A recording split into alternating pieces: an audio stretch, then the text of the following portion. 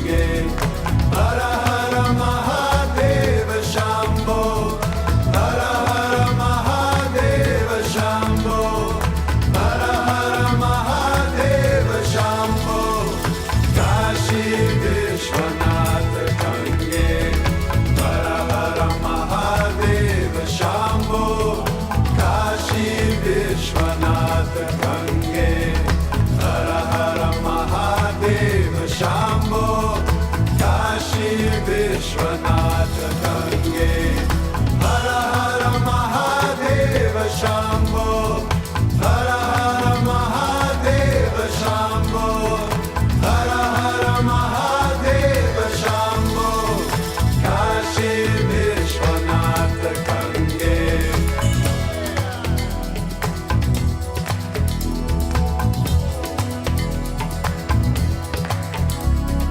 Hara Hara Mahadeva Shambho, Hara Hara Mahadeva Shambho, Hara Hara Mahadeva Shambho, Kashi Vishwanath Gange, Hara Hara Mahadeva Shambho,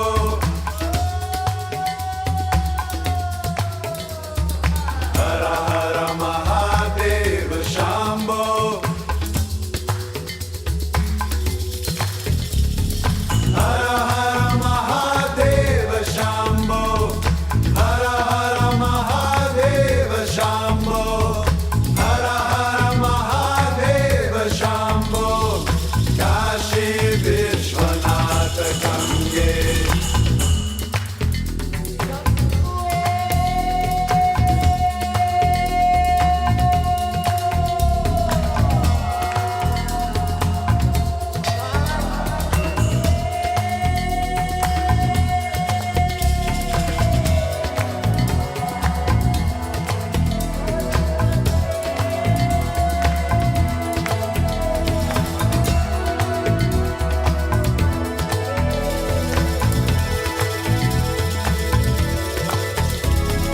Hara Hara Mahadeva Shambho, Kashi Vishwanath Gange, Hara Hara Mahadeva Shambho, Kashi Vishwanath Gange, Hara Hara Mahadeva Shambho, Hara Hara Mahadeva Shambho, Hara Hara Mahadeva Shambho, Kashi Vishwanath Gange, Hara Hara Mahadeva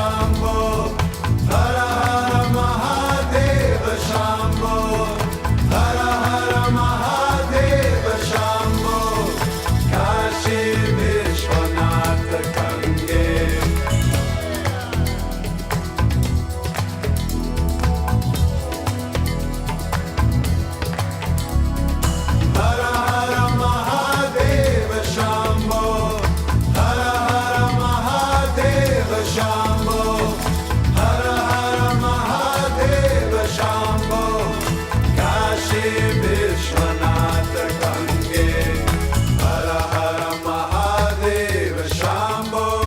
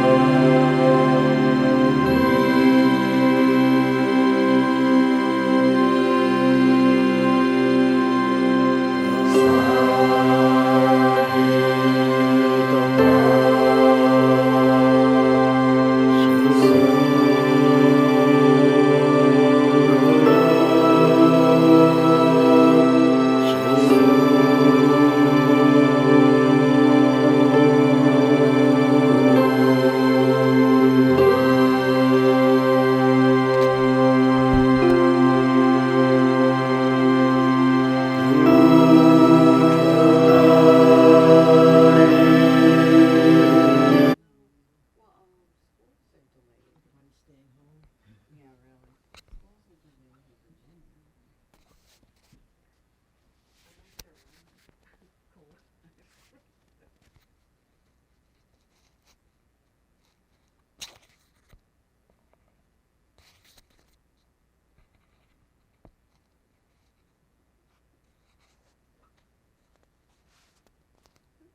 is this, Rita?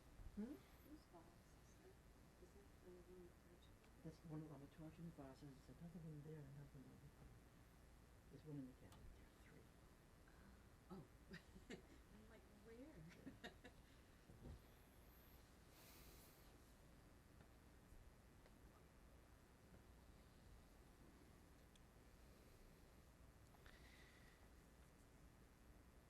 Okay, let's start it.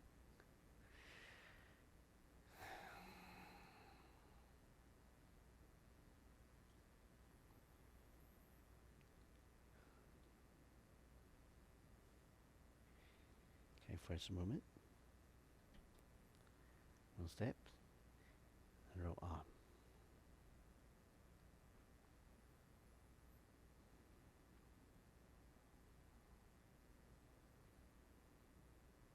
Feel the air resistance.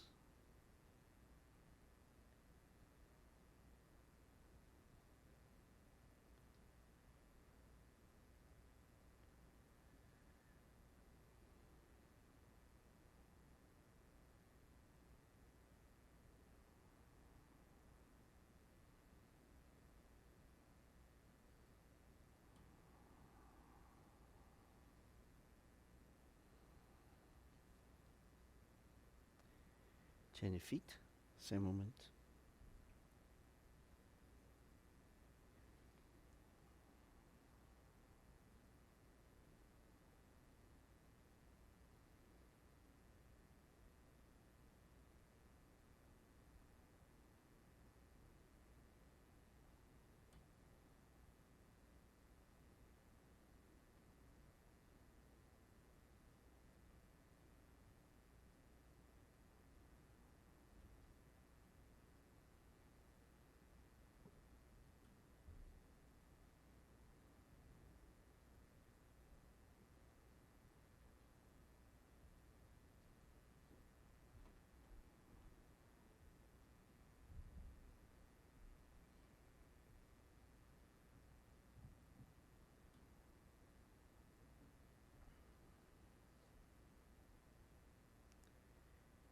Change your feet.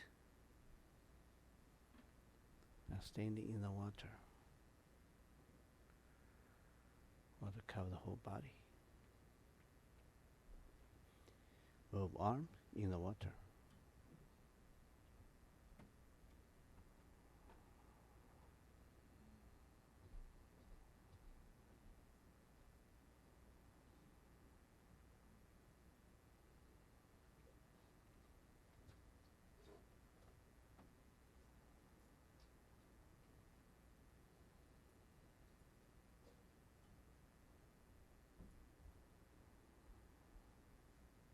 Feel the water pressure, water resistance, turbulence around the whole body.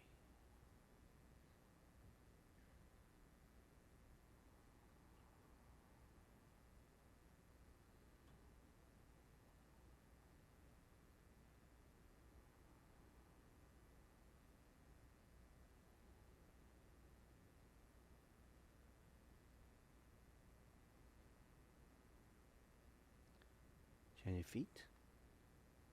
Same movement.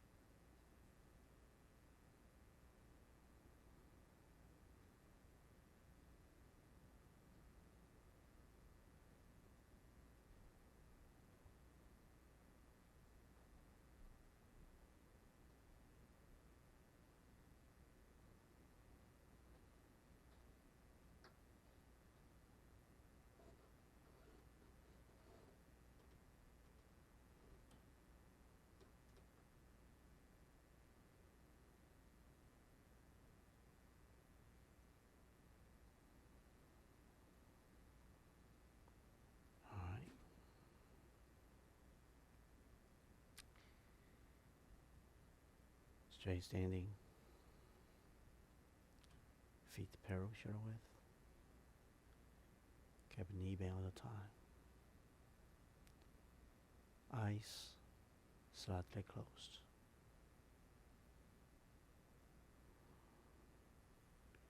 Now we pick up energy from center of earth. Ball of energy. Take out at the front.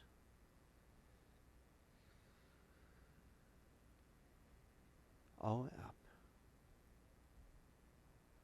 Over the head. Put it in the head. Eyes level. Take out the front eye. Move down.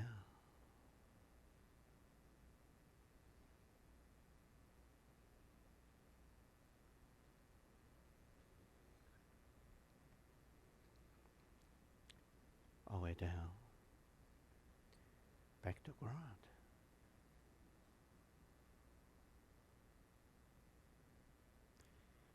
Pick up above chi. Through feet.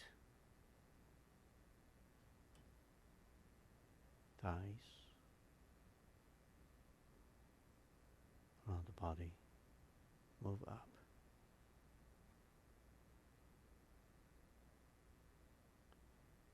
Eyes level.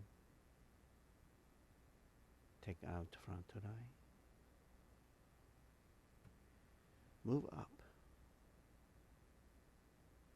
Over the head. Put it in the head.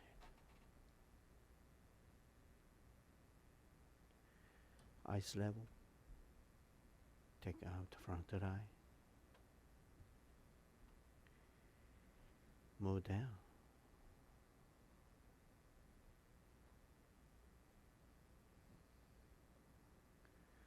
All the way down. Back to ground.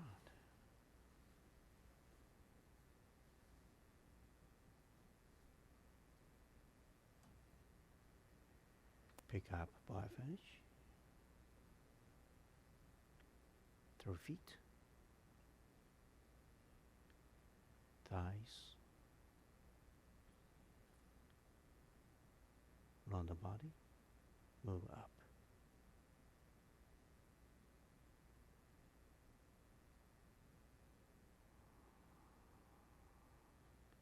Eyes level. Take out front eye. Move up. Over the head. Put it in the head.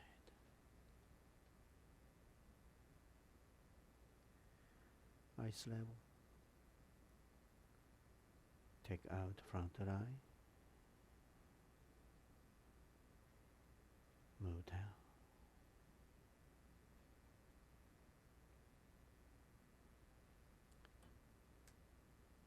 All the way down.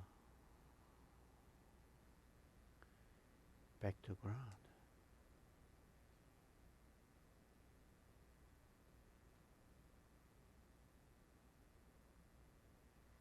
Pick up above light. Through feet.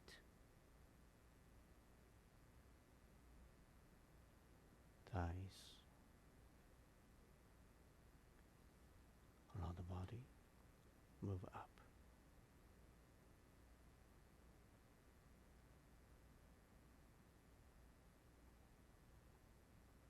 Eyes level. Take out front eye.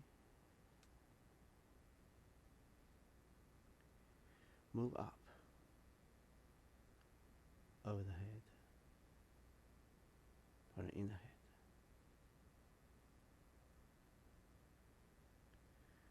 Eyes level.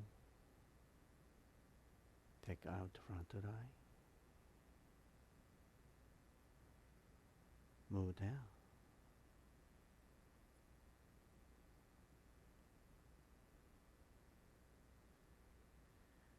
All the way down. Back to ground.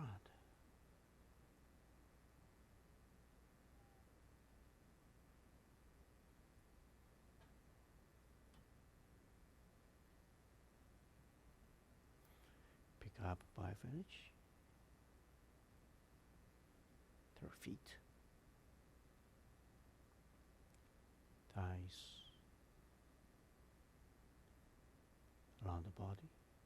All the way up.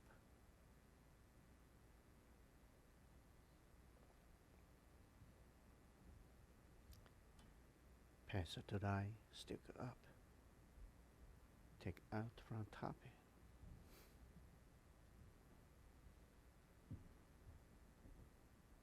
Move to front. Down. Eyes level. Put it in the third eye.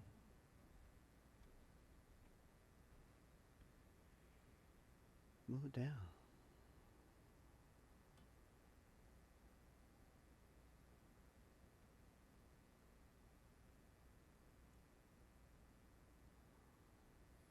Along the body, all the way down.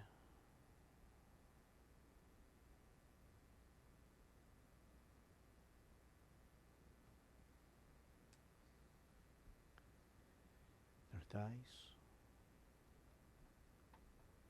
feet, bottom feet, back to ground.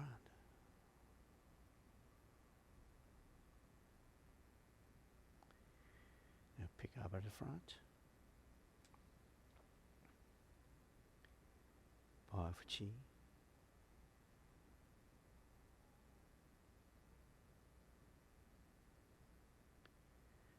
Eyes level.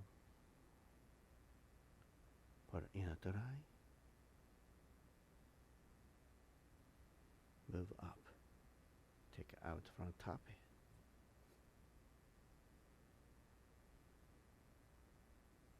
Move to front. Down. Eyes level. Put in a third eye. Move down.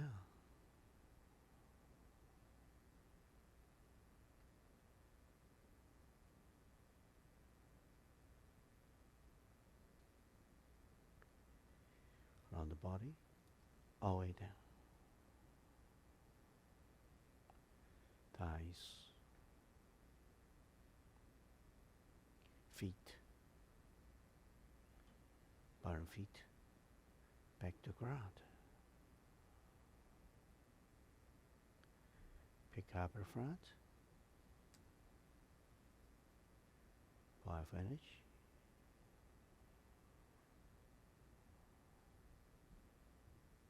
Eyes level, put it in a third eye. Move up, take out from top.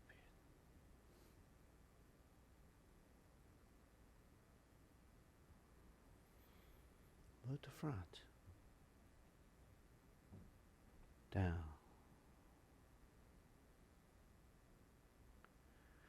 Eyes level. Put it in the third eye.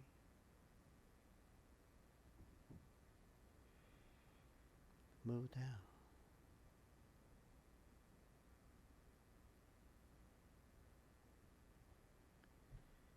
Around the body, all the way down.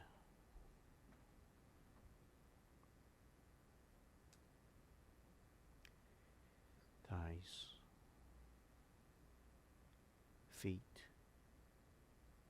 bottom feet, back to ground.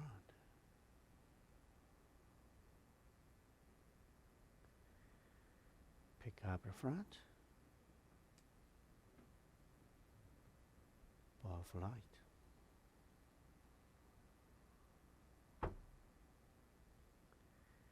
Eyes level,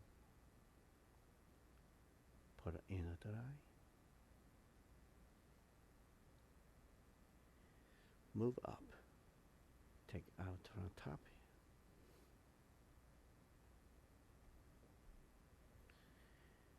Move to front, down, eyes level, put in the third eye.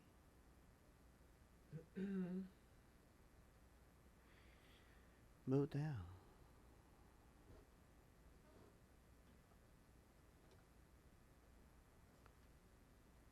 body, all the way down.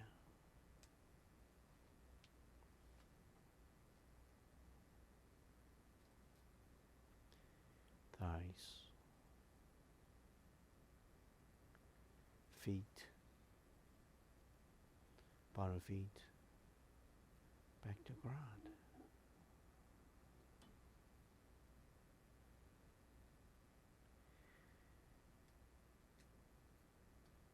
Now we pick up from both sides.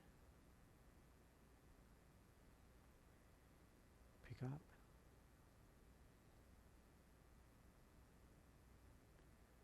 All the way up. Over the head. Put it in the head.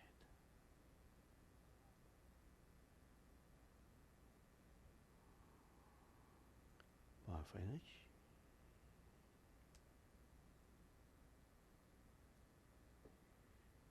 Around the body.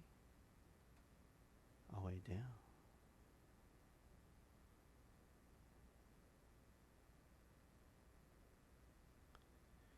Thighs, feet, bottom feet, back to ground.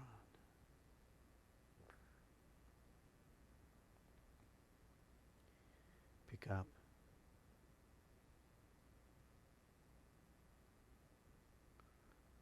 All the way up. Over the head. Put it in the head.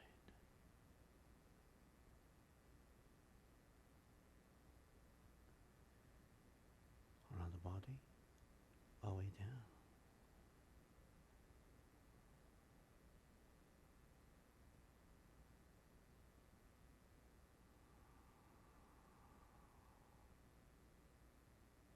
Thighs,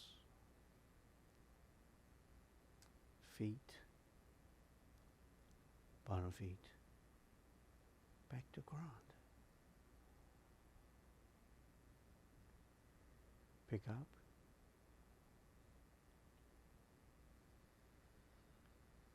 All the way up.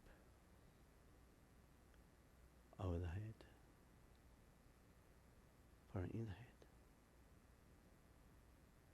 Bar finish.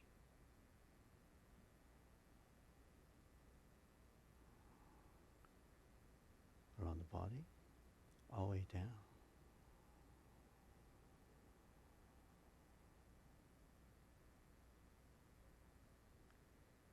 Thighs, feet, bottom feet, back to ground. Pick up.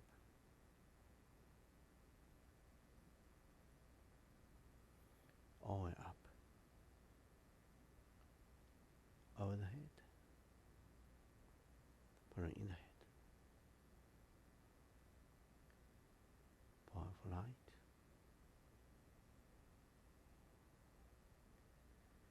Around the body.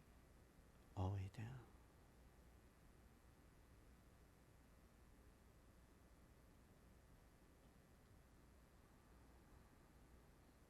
Through thighs. Feet. Bottom feet. Back to ground.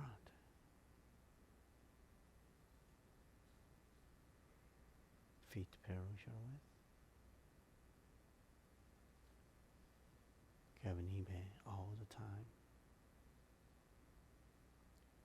Back straight. Shoulder relax. Open arm page a little bit.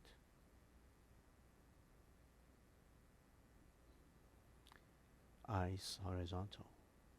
Slightly close. Top of the head, one straight hand up. Feet just left from ground.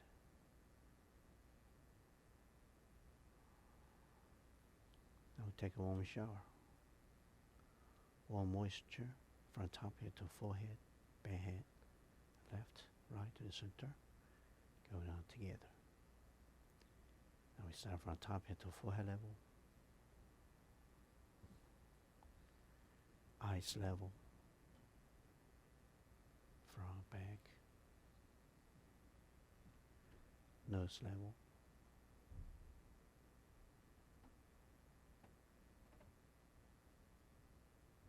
mouth,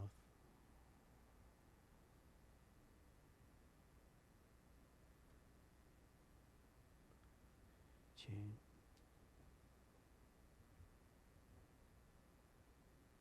neck, inside, outside,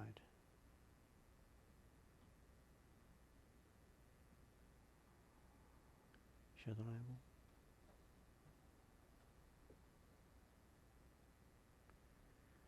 chest level,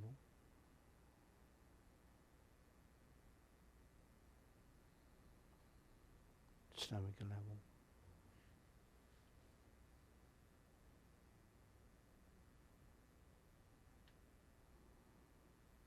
navel level,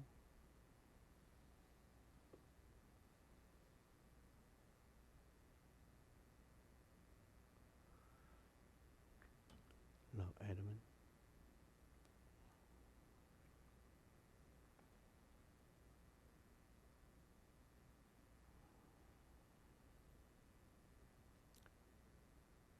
bottom of body,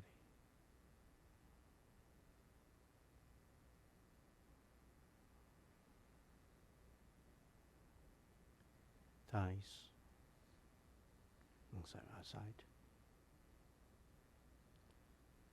knees, shins, calves,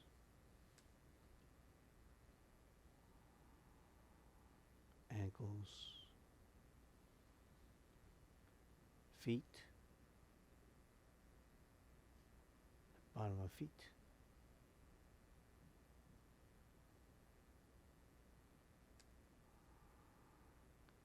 now we all the way back to top head.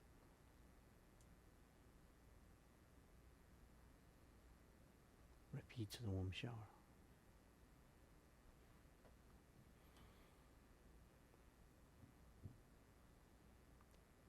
From top head to forehead level, eyes level, front, back, and the side, nose level,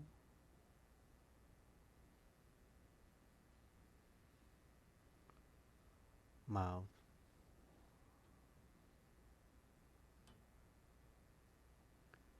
jaw,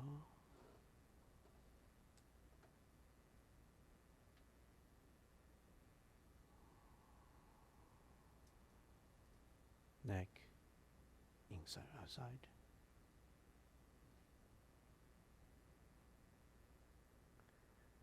neckline loose spring, hold my head, head very easy to move, shoulder level, front, back, side,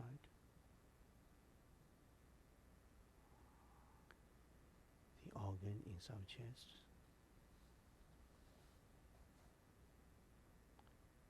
lung, heart,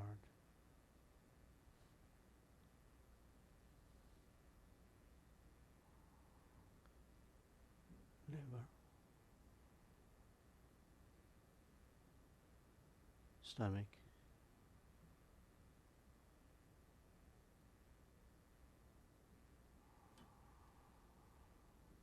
kidneys,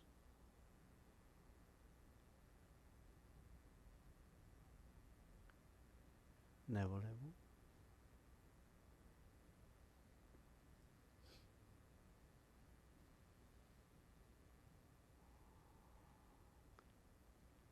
low abdomen, front, back, side, inside, bottom of body,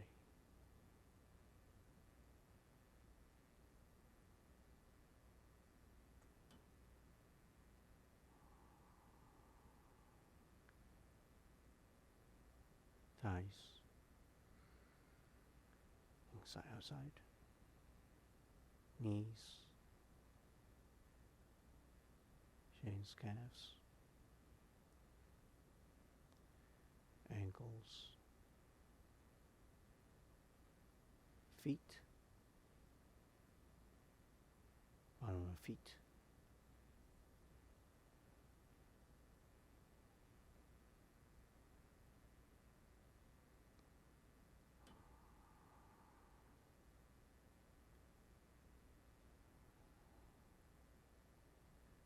all right.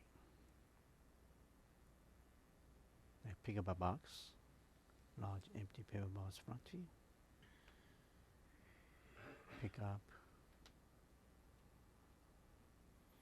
move to one side.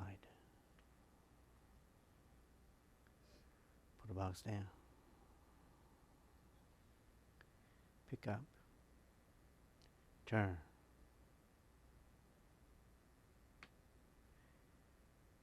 To the opposite side.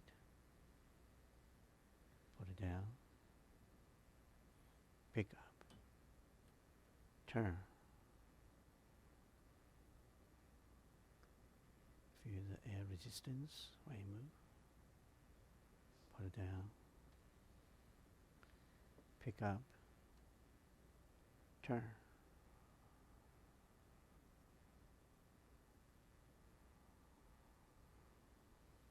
Put it down.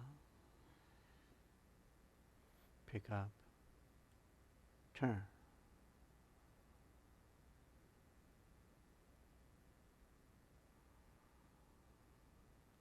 Put it down. Pick up, turn.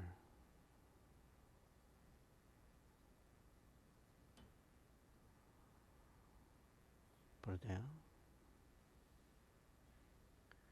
Pick up, turn.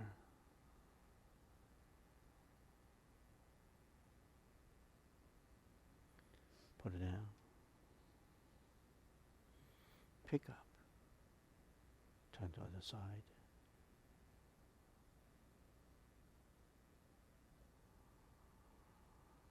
Put the box down. Pick up. Turn. Now we're back to front. Put the box down, front of you, and let it go. Standing in the water. Water cover the whole body. Raise arms to shoulder level. Turn to one side. Turn to the opposite side. Turn.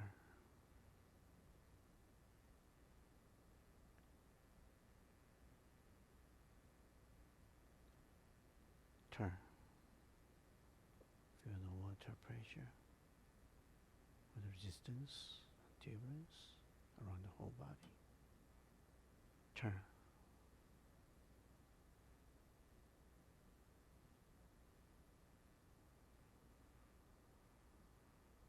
Turn.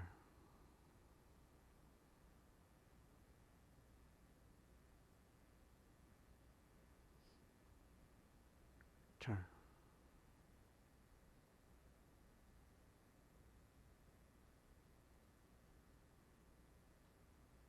Turn to the other side.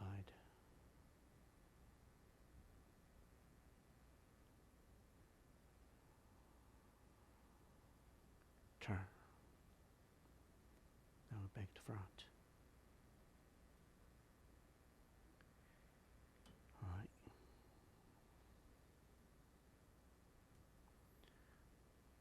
Standing posture. Holding air balloon.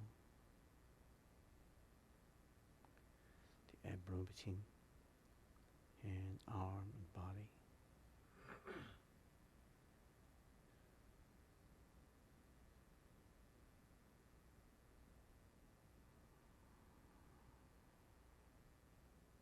Next, wrists against the waist, two here catch two little air balloon.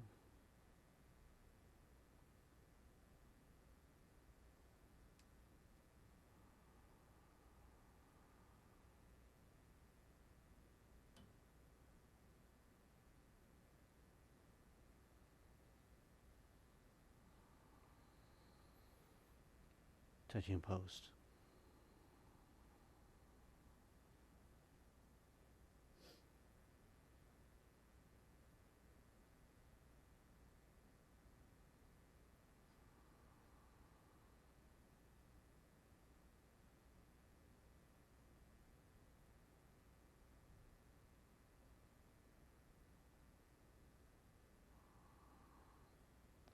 Touching water, but on the waist level.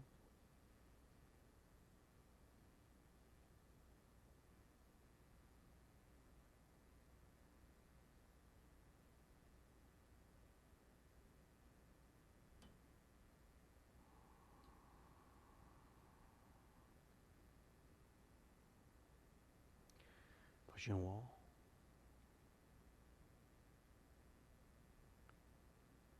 There are air balloon between one hand. Try to feel the surface of the air balloon.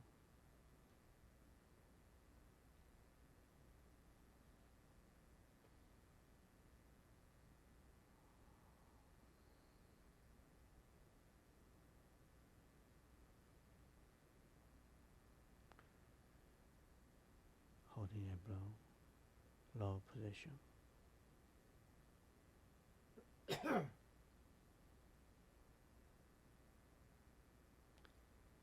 Squeeze air balloon. Release it.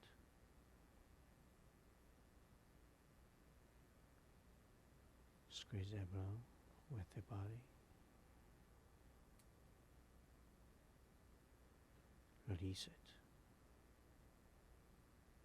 Body expanding. Squeeze it.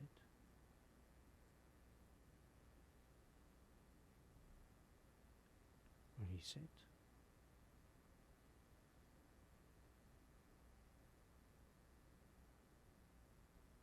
Squeeze it.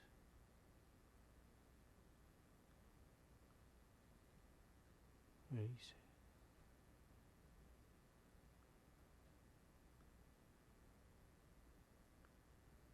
Body expanding.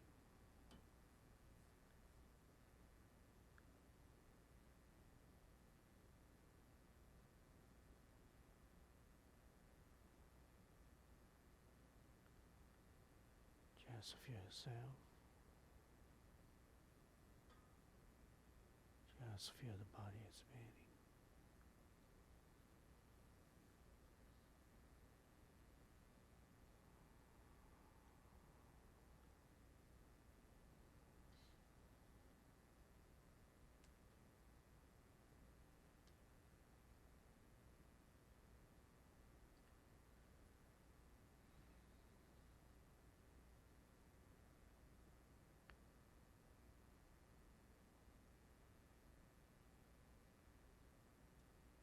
Deep your heart.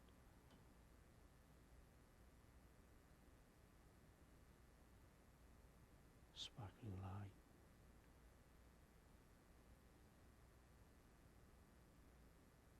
It's growing.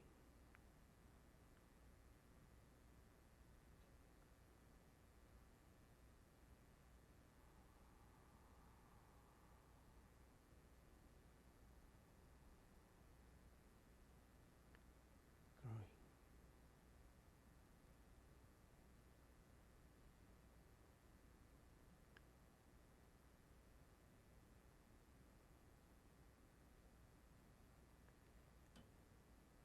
More and more shine.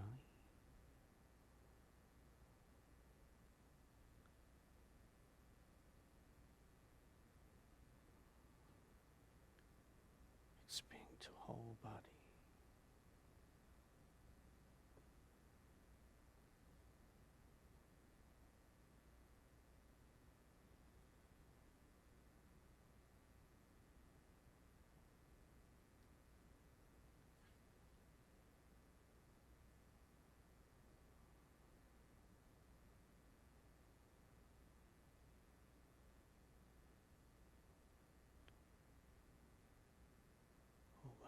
shine, bright.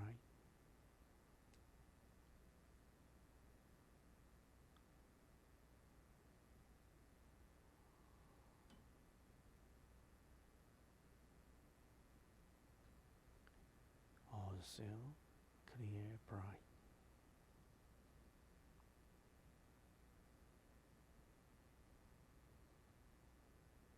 Just like a sun, bright as a sun.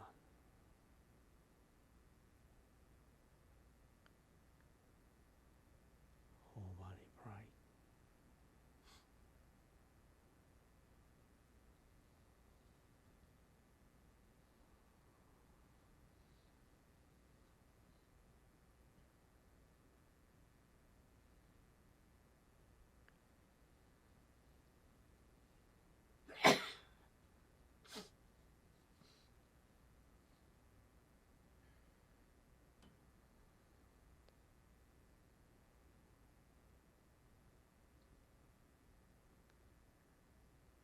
Shining light inside you, outside you.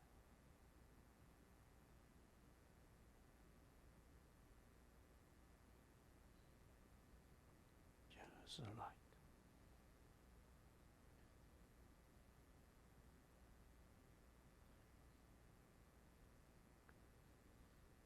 Just light.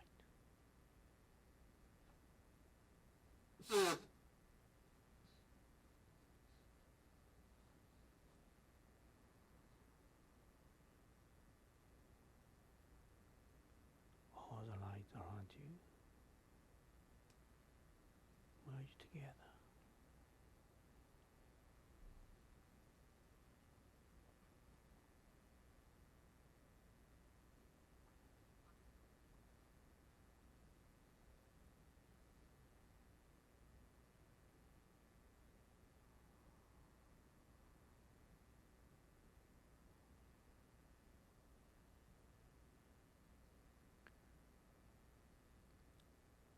Bright light.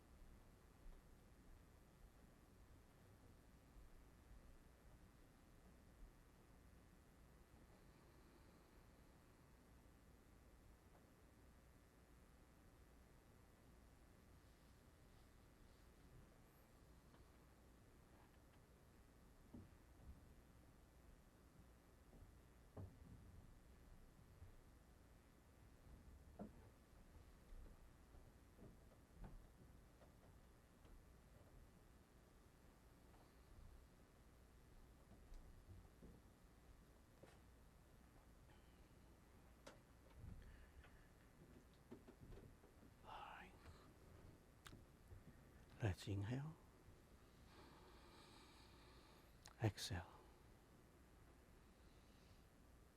Inhale. Exhale. Inhale.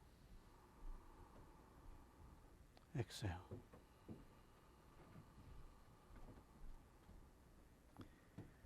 That's good. All the big line between here. Squeeze it. Release it. Squeeze it. Release it. Squeeze it. Release it. Squeeze it. Release it. Squeeze it. Release it. Squeeze it. Release it.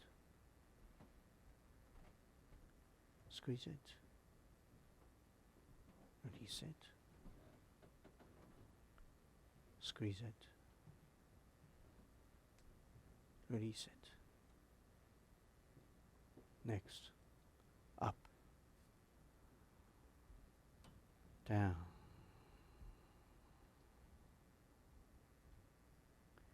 up, down,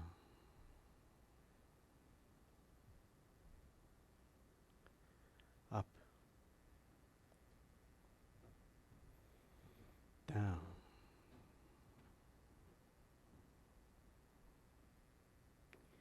up, down,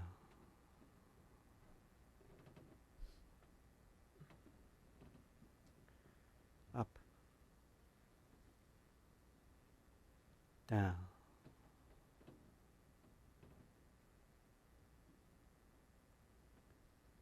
up, down,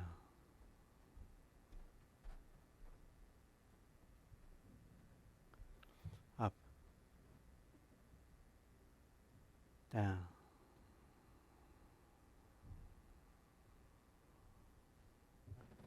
up, all the way up.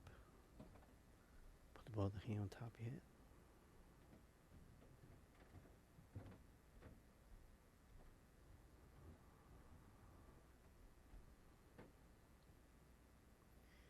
Slightly more down.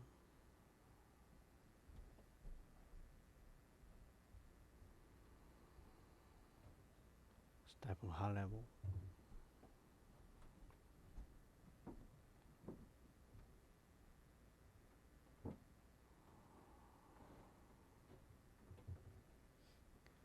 Slightly more down.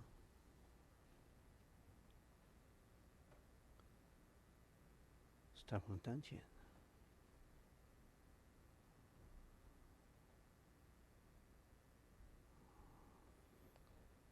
Store the light. Condense light. Accumulate the light.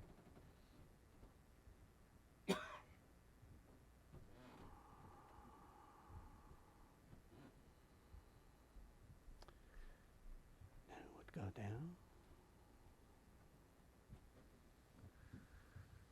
All the way down to the center of Earth.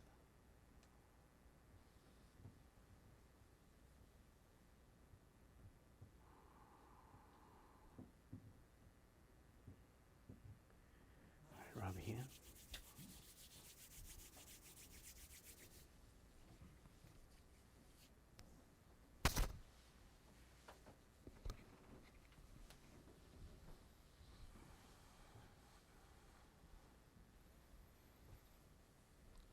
All right. See you next week. Hey.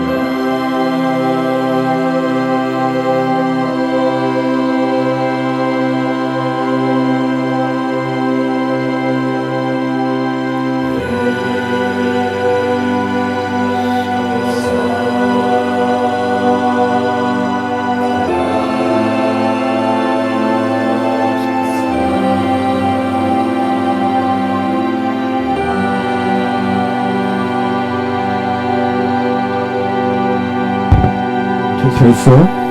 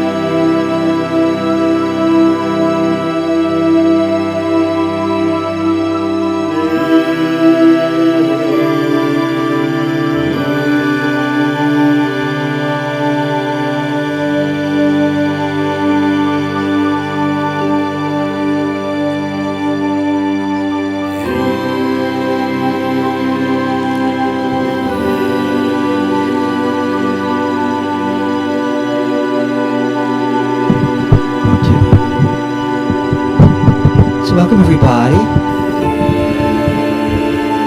So I have Juliet on the phone with us this morning. Her fever's broken and she's doing great. She's there. No, she's still in the hospital. She'll stay a while, I think, but she's coming through.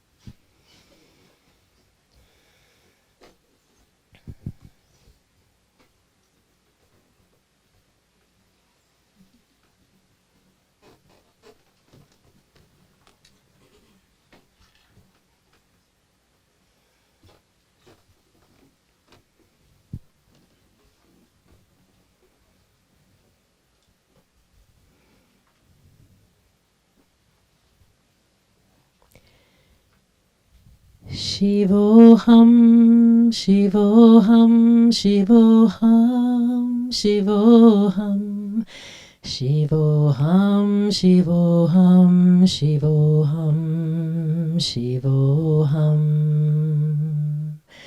Shivoham, Shivoham, Shivoham, Shivoham. Shivoham, Shivoham, Shivoham, Shivoham. Mano Buddhya Hankara Chitaninaham Nacha Shrota Jive Nacha Grana Netre Nacha Vyoma Bhumir Natejo Navayu Chidananda Rupa Shivoham, Shivoham, Shivoham, Shivoham, Shivoham, Shivoham, Shivoham, Shivoham, Shivoham, Shivoham. Nacha prana sanyo nave panchavayu Nava sapta dhatu nava pancha kosha Navakpani padam nakopasta payu Chidananda rupa shivoham shivoham Shivoham shivoham shivoham shivoham Shivoham, Shivoham, Shivoham, Shivoham.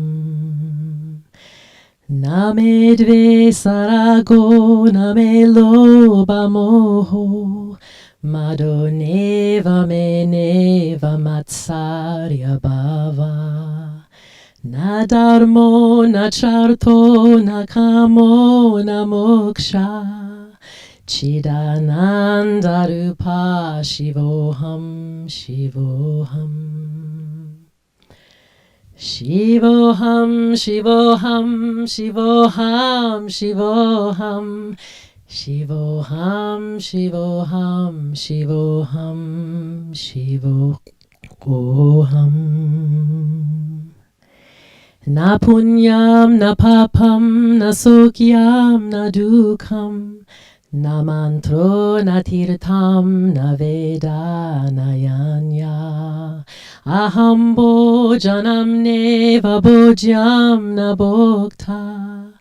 Chidananda Rupa Shivoham, Shivoham.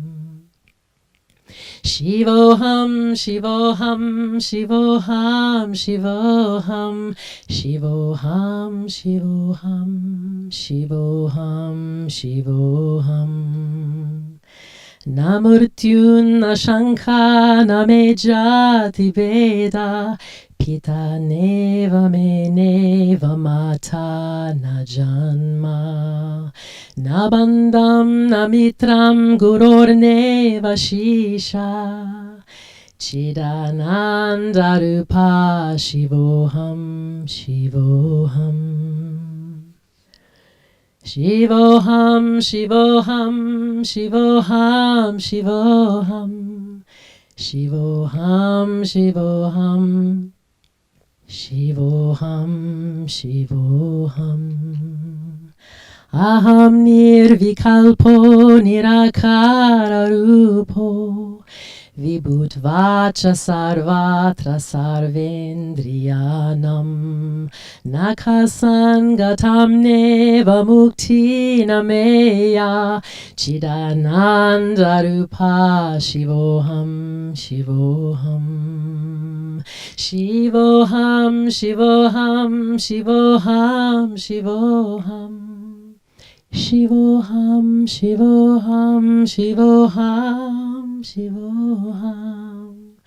Shivoham, Shivoham, Shivoham, Shivoham. Shivoham, Shivoham.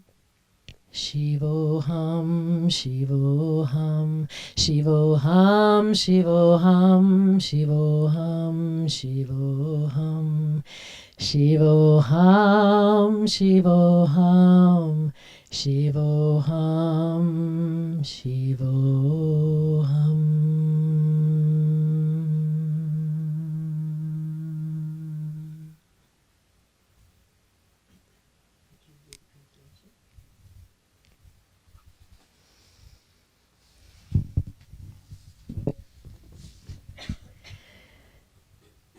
I am neither the conscious, nor the unconscious mind, neither intelligence nor ego, neither the ears nor the tongue, nor the senses of smell and sight, neither ether nor air nor fire nor water, nor earth.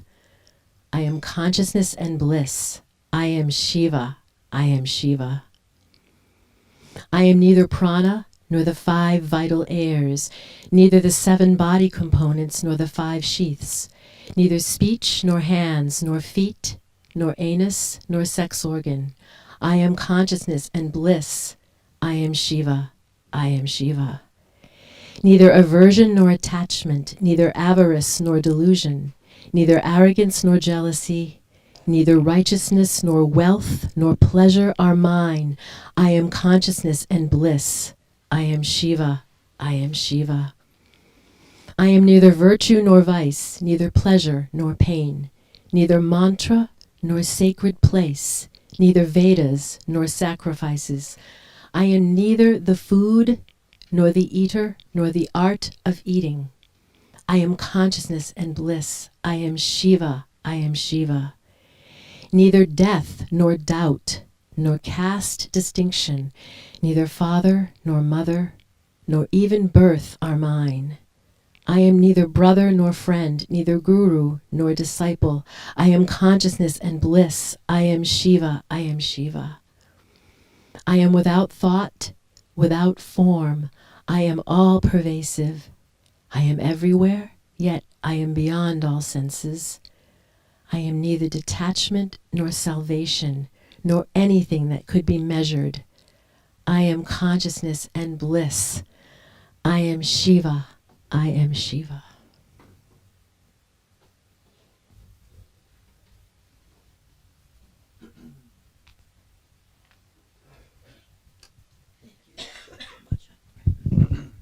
So good morning, everybody. Why don't we just stay focused with our eyes closed for a little while? We can extend to each other, inside to inside. We can extend to our friend Juliet, who's on the phone right now. She's doing much, much better. We can extend to our ancestors. We can extend to all the great yogis, those people who embody awareness so completely that the invisible is visible. We can extend to all the different traditions that we participate in. They mix in our bodies, become universal people. We can extend to that dimension that's so mysterious, the archetypal, the gods, the goddesses, devas, dakinis, vortexes, energies, light, manifesting us. Mix into the dakini. Then we just rest for a little while. And after that beautiful, beautiful hymn, that chant invoking pure awareness, I'm going to read this morning some instructions from Dzogchen Lingpa on meditation. And I'm choosing this one because how people shared last week so exquisitely their experiences of deathless awareness, huh? And one of our themes we've been focusing on is the integration of mind and awareness and the arising from non-duality action through us into duality, to this world, this invocational power. Just like pure awareness was invoked a few moments ago. So Dzogchen Lingpa will focus this great 19th century Dzogchen master from whom that the Dzogchen lineage unfolded. Huh? First he says, you guys lean into me and I will give a better talk. Do not lose your sense of luminous awareness, open awareness.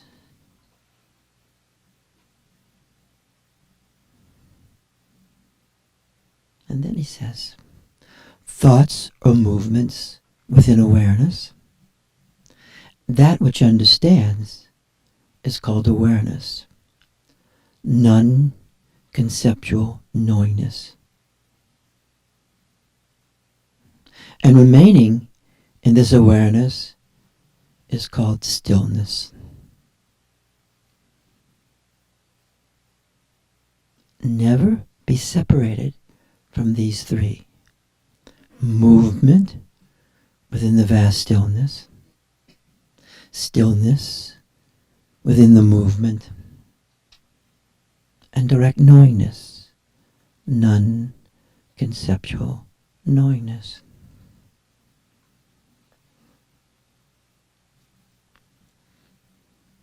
And then he says this to us. Your own awareness is the ground of the whole of samsara and nirvana.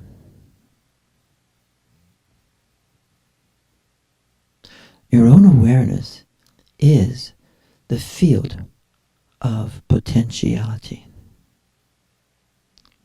Your own awareness as source is empty, is openness. The locatedness of awareness is timelessness. Your awareness has no destination. Awareness is. Completely is. Your essence as awareness has no form. The nature of emptiness is luminous and self-revealing and self-illuminating and self-knowing.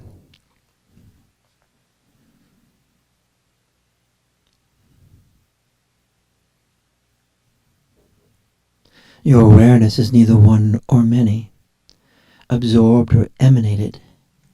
Everything and anything is absorbed into awareness and is emanated from awareness. Do not regard the mind and pristine awareness as two different things. The mind reflects something. The mind, your mind is the manifestation of awareness.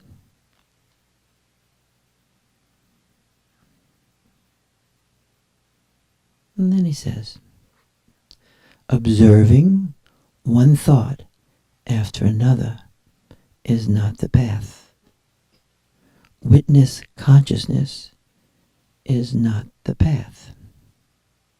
Sustaining your own consciousness of luminosity and pristine awareness, sustaining your experience of and within pristine awareness is the path.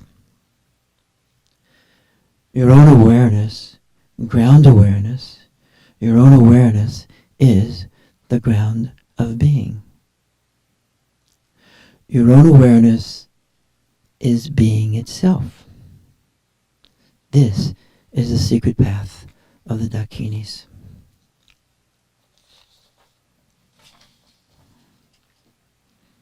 Then he says, meditate on awareness within awareness, relaxing in the all-pervading pure ground, pure field, unbound field. Whatever arises, whatever is experienced, is released into the great expanse of the field, the yin. This is called path awareness.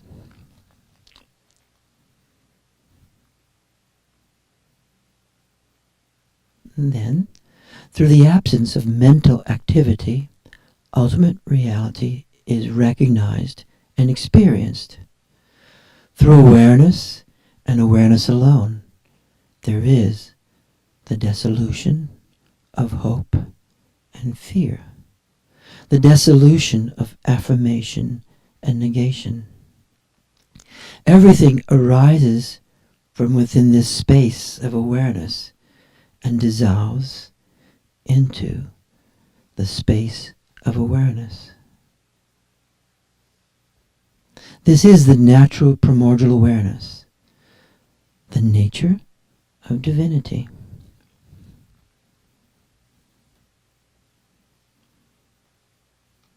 And then he says, experience the effortlessness, nature of being that is free of all extremes and free of going and coming. The primordial consciousness of awareness is like the sun shining in the sky, in the pristine sky, unmodified and natural.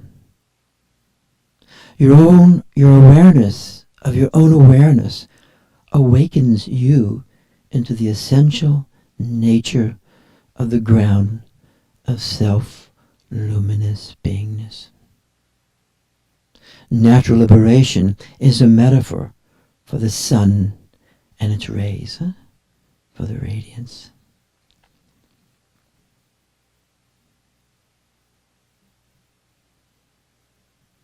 And then he says, the ground of being has the capacity to give rise to the whole of samsara and nirvana.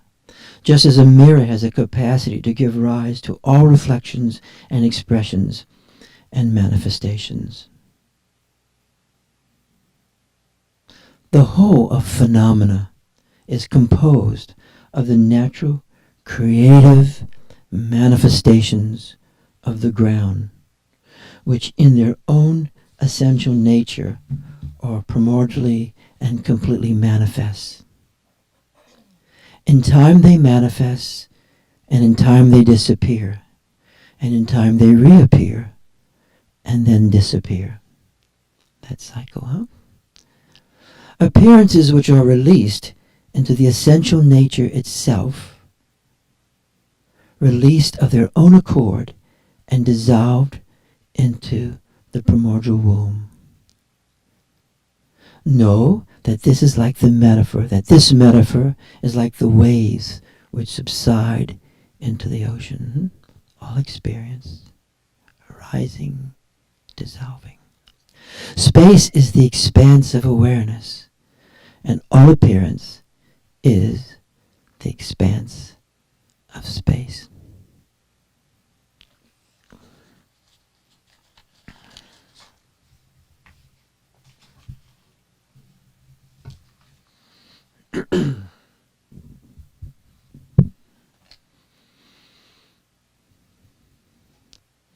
We'll extend to each other again. To our friend Juliet on the phone. And I'm going to talk a little bit now, in light of that induction, the practice of Longchenpa,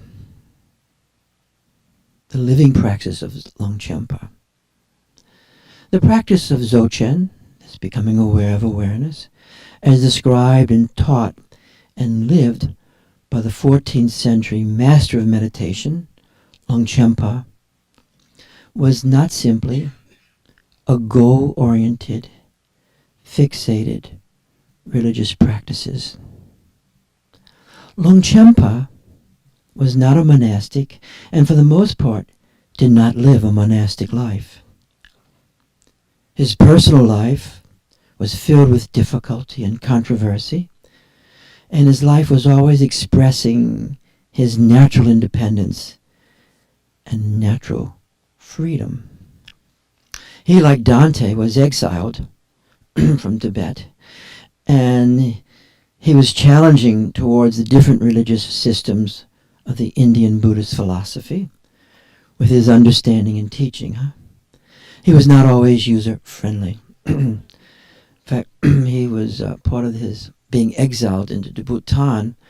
He got in a conflict with the third Karmapa, who was actually picture that stone manifestation when you come down the steps. That's the third Karmapa, who integrated Dzogchen Mahamudra teachings, the Kagyu Nyingma teachings, but they had certain conflicts, and with the king exiled him for a period of time. Longchenpa lived a multidimensional life, a life in the realm of the here and now, in the presence of the drama of humanness, of experience, Namanikaya, and yet had easy access into the archetypal dimension and experienced the companionship of the Dakinis. Actually, there's a wonderful text describing this by David Germano and one other person. Perhaps we can give it and have it placed on a reading thing. He lived in the presence of the Dharmakaya, the realm of pure potentiality and unbound openness, and he would write about the uncontrived phenomenal existence as the Dharmakaya. His philosophical work often begins, this is where we're going to the heart of the matter right now, with the experience of absence. Absence relentlessly manifesting in the sequence of everyone's life, over and over and over. We might even say for Longchenpa, absence is method. For Longchenpa, absence manifesting in our experience as loss and absence also manifesting in our experience as the absence of fixated states of experiencing.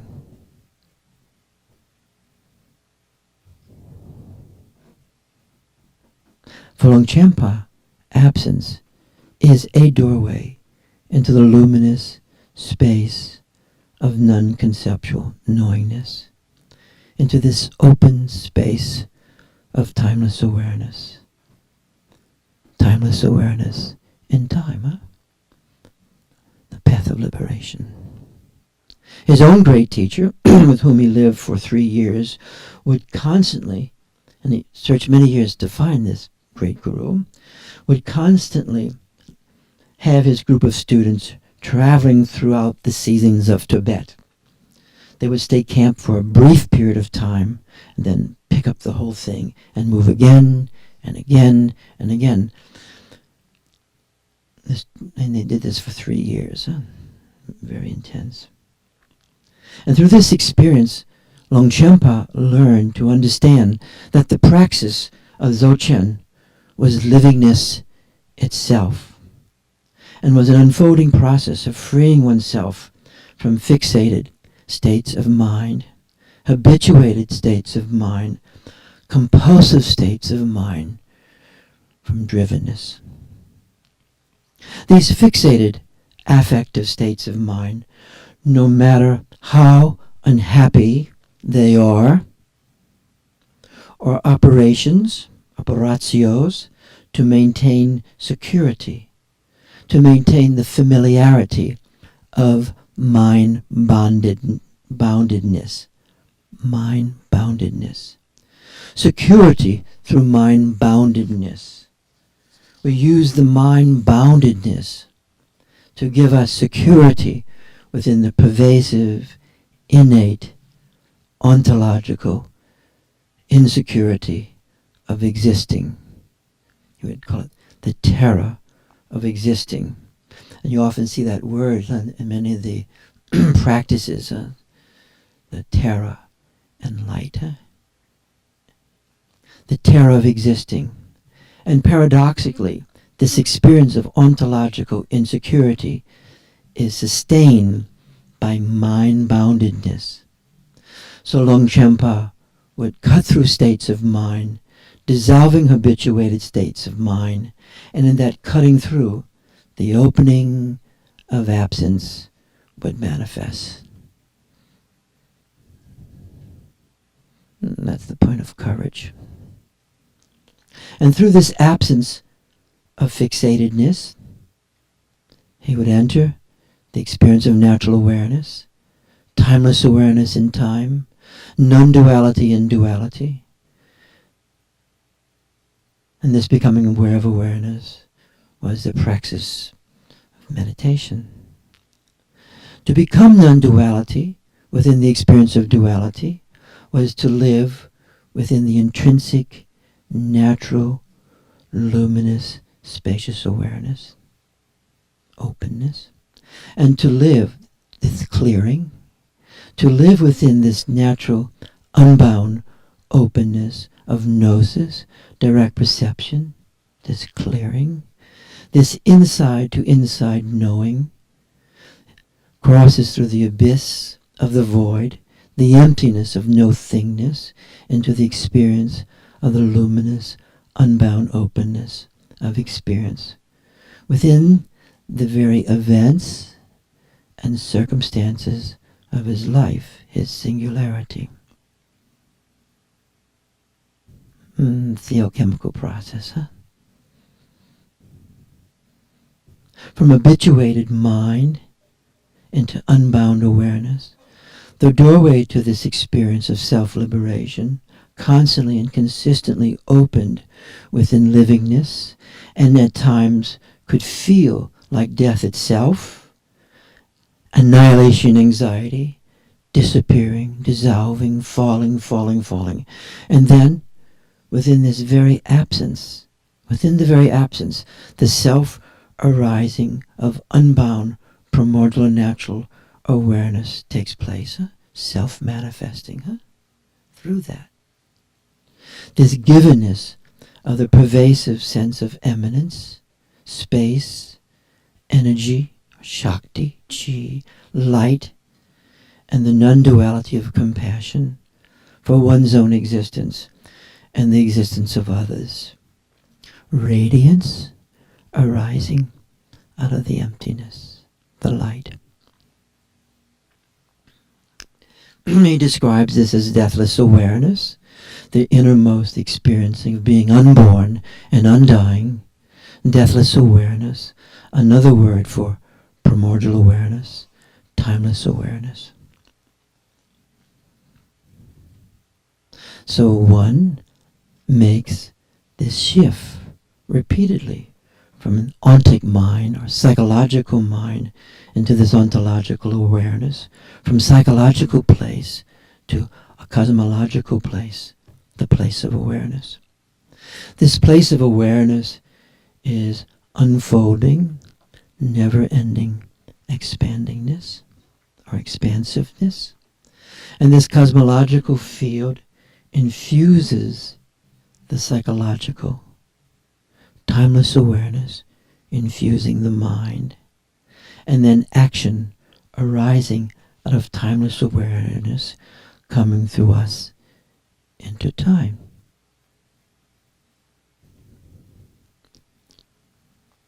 Longchenpa Rinpoche describes that so eloquently.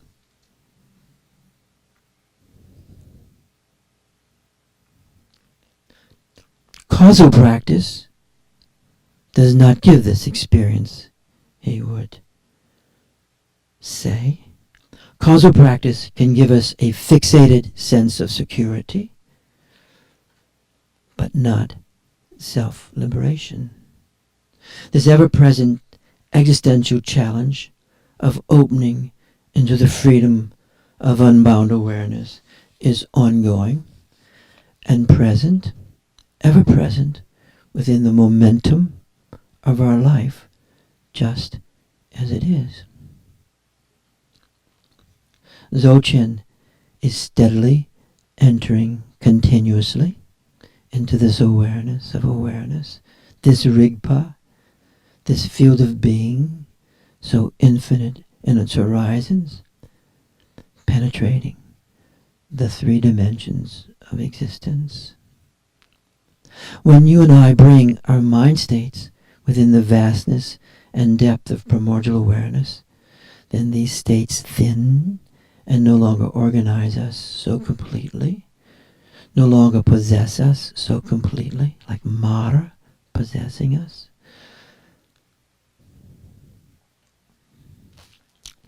Looking or gazing into our own mind and gazing through the internalizations, gazing through those infinite internalizations, those shadows of history, the shadow of the objects, to use that language. These objects of mind, these affects of mind, these thoughts of mind, these sensations of mind, these memories of mind, the past of the mind, the lacks of our mind. In and through this, the translucidity of awareness manifests, and the transparency of phenomena arises. Translucidity.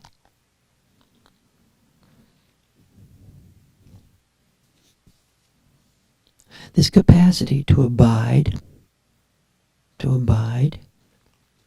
in this experience of natural awareness happens through the praxis of settled meditative stability. Great word. Settled meditative stability. For Longchenpa, true meditative stability is the essence of the great completion. As heat is to fire, natural awareness is fire. It is bright, it is light, dissolving of mental fixatedness. Fixatedness of past in the present. Fixatedness of future. 3 times. The natural field of light is non-conceptual, and this non-conceptual awareness is thought-free, affect-free, yet thoughts and affects and memories and everything flows through this field, and actually is the field. Integrated mind is an unbound mind and unfixated. So in living within self-liberation, you and I are directly freeing ourselves from the givenness of psychologies and our habituated psychological view. We use states of lack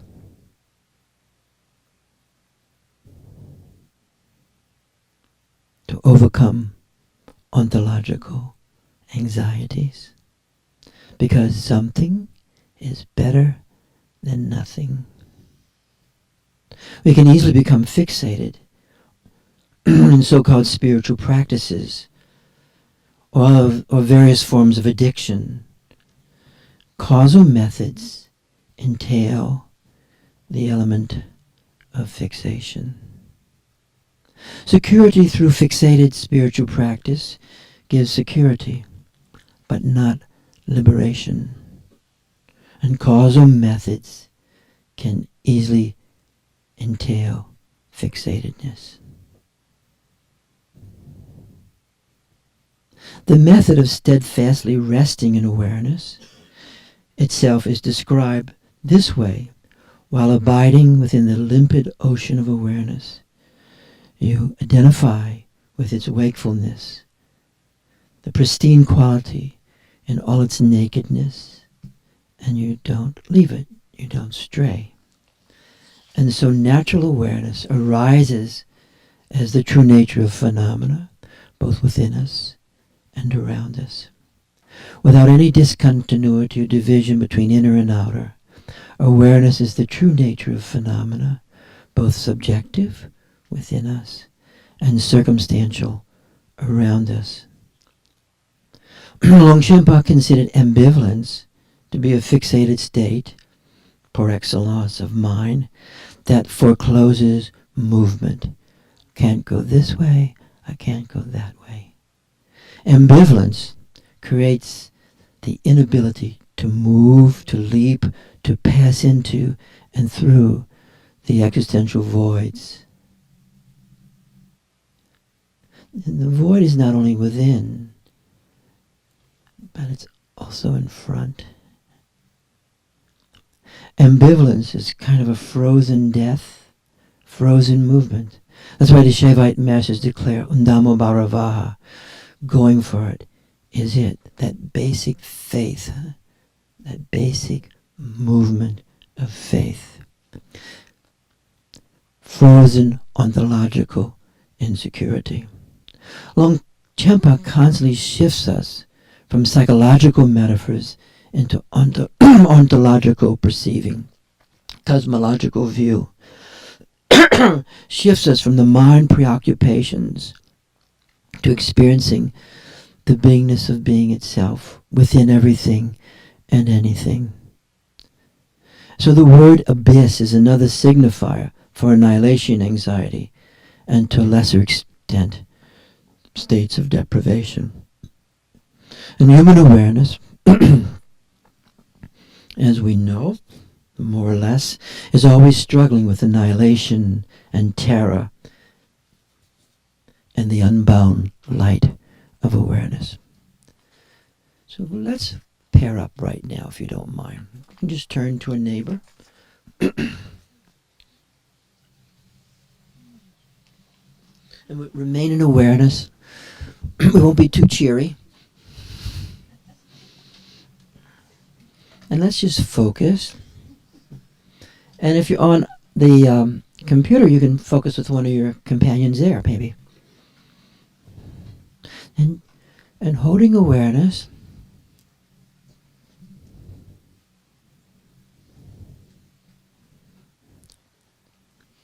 let's experiment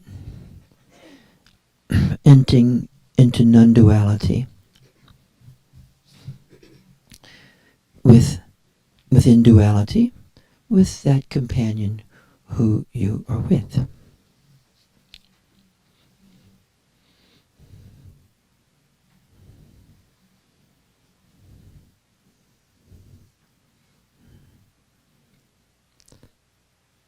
And you can remember Rinpoche's instructions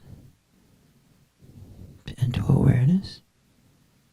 You can enter awareness together with the person, or you can enter awareness by yourself and then enter within that awareness, within that mutually held awareness state.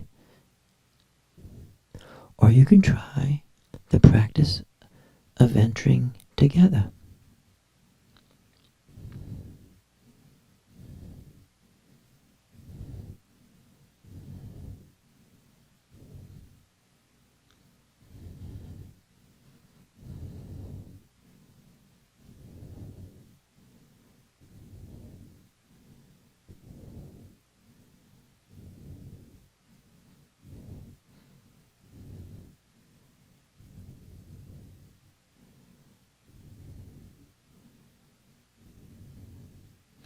Of course, ultimately there's only one feel, but experientially it may appear as two.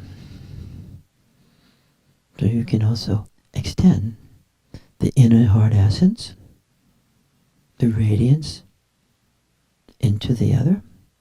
Or as it says in the Yeshe Lama, the inner yin meets the outer yin.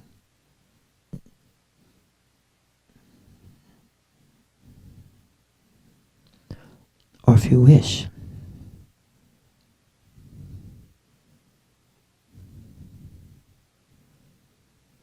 you can pass through the other person.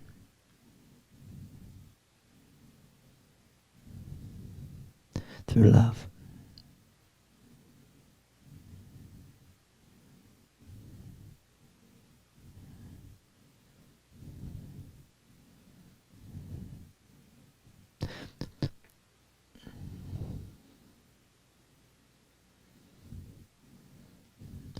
Dhamma Bharavaha, going for it.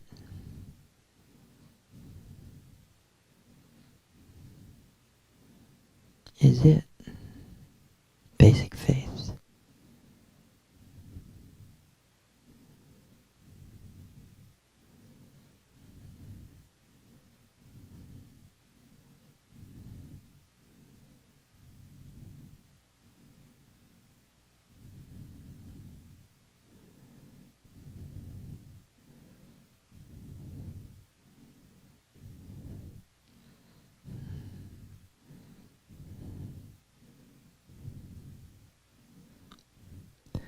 Now, can you speak from the field, within the field, to each other? Can you have that stability, remaining within the awareness field, integrating speech, integrating body, mind, thinking, feeling?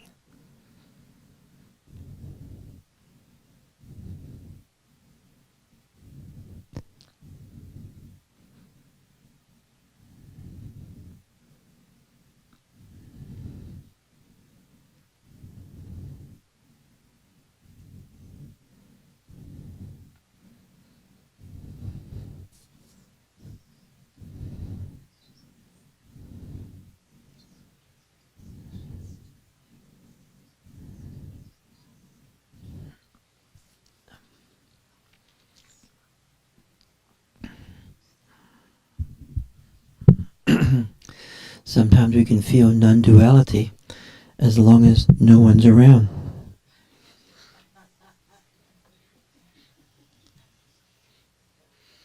There they are again.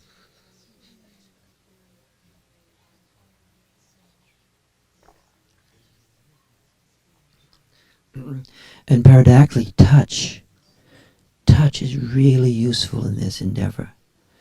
Can you touch your companion through the oneness of the field? Skillful means is a very tricky thing that Longchenpa was talking about. Skillful means as mental activity. That skillful means as mental activity will simply cause you to experience separation. But skillful means as awareness is a guaranteed drama.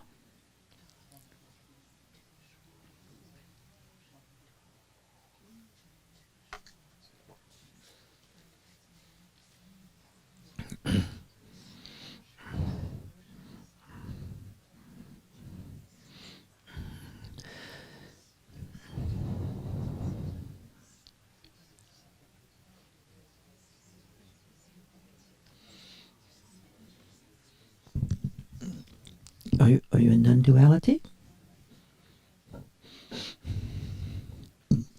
When I see people's pictures, I have no idea if they're alive or not, though.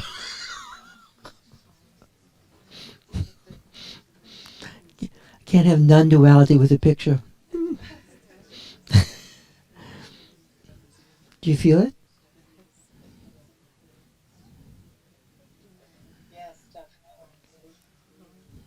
Great. Isn't it cool? You can leave your machines open.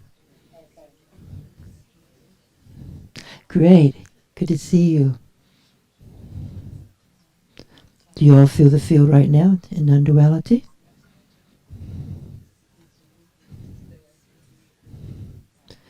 It supports everything, doesn't it? When we're in that non-dual state, it supports everything. Good to see you, everybody.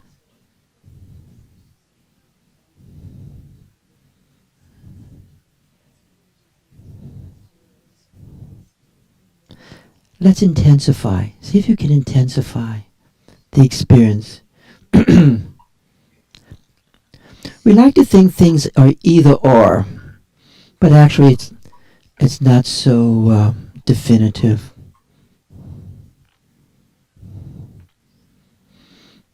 Just like love itself is not simply either or.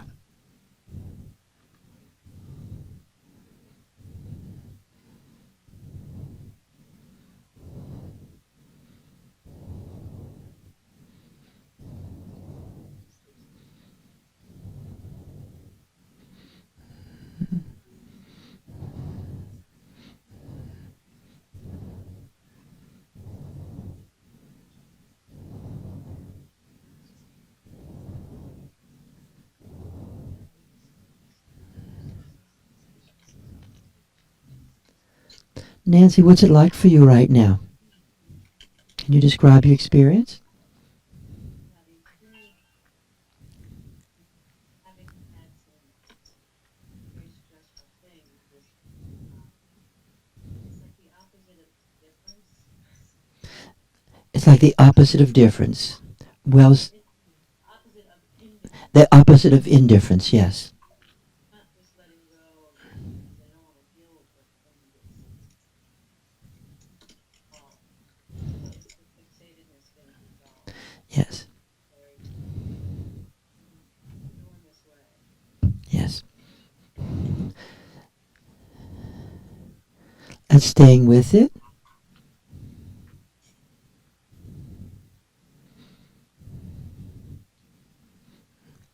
Can you feel your mind being drawn deeper into the non-dual state? Anybody here feel their mind being drawn deeper into the non-dual state? Definitely, just very early on, it's almost like a dissolution of the density of the mind. A dissolution of density? And That's a great way of describing it. Everything is rising and falling kind of naturally for you. It's just thoughts, emotions, feelings, just rising and falling. Yeah. Yes. That's exquisitely described because in the non-dual state, the phenomenon of appearing and disappearing continuously happens, huh? This continuous appearing, disappearing, which actually is natural liberation, and it's because fixatedness appears, disappears, it reorganizes, reappears, and actually helps suffering, huh? It helps free us from suffering. And we just lost Juliet.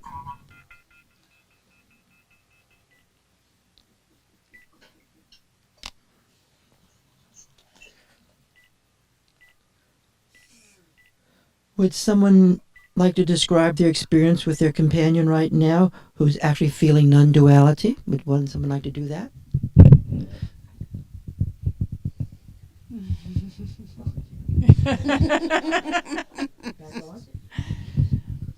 Great, here we go. Can you hear us? Can you feel the field? Great. Great. Huh? guys describe what your experience is?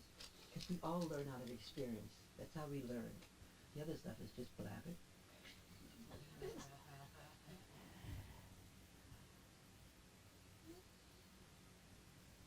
Well, it's just in this different way saying that the differentiations are the background. Uh-huh. I'm gonna put this a little closer.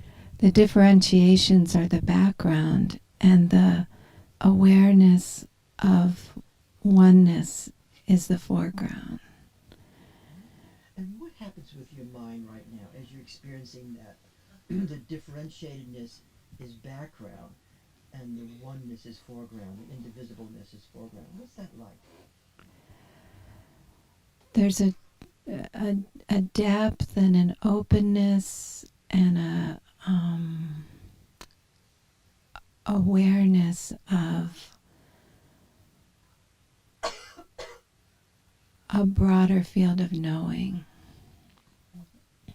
And what does that feel like? The broadness, the horizon of that depth of knowing. Where is that at? Literally, where is that?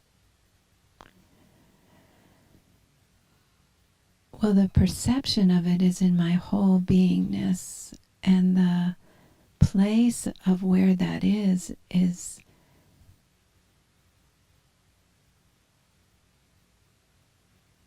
beyond the beyond. It's everywhere. But just stay with that. That wholeness is really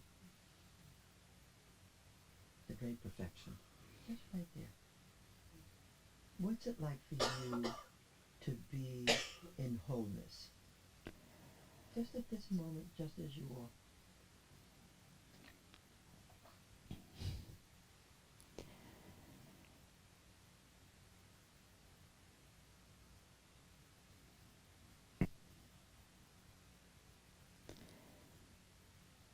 There really isn't a word to describe it that I know of right now. That it's very moving.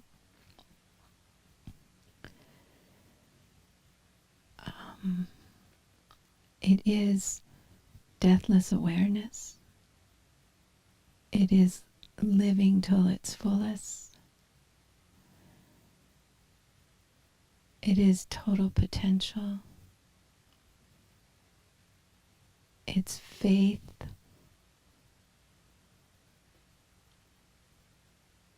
It is an isness that is delicious. Thank you so much. And your companion, what's it like being in with your companion?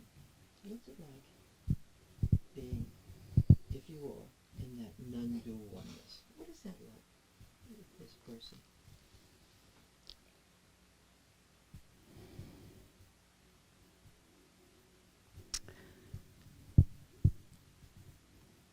It's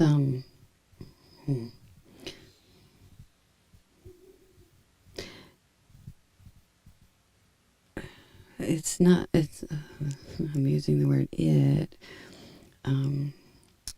It feels as though it's not a place, and yet it is a place.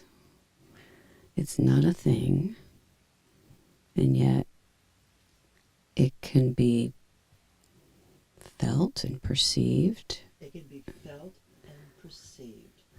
Yes. And yet,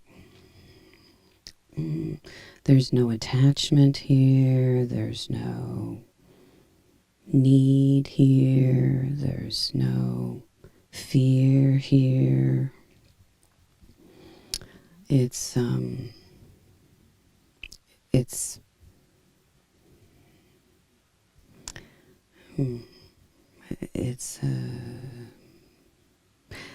there's a resting. What's it like to be without fixatedness? Use a little talk today. It's liberating. It's awesome. It's just, it's so much fun.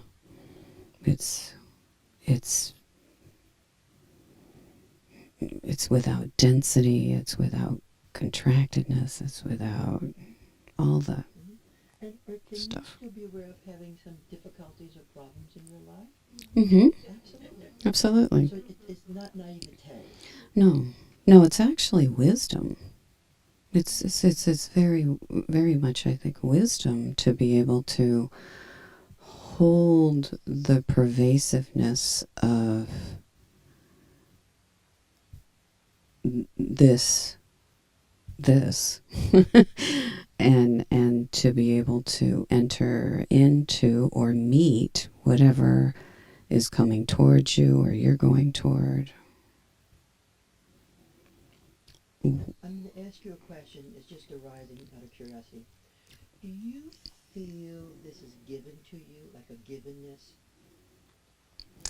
Or do you feel you're earning it in the very moment?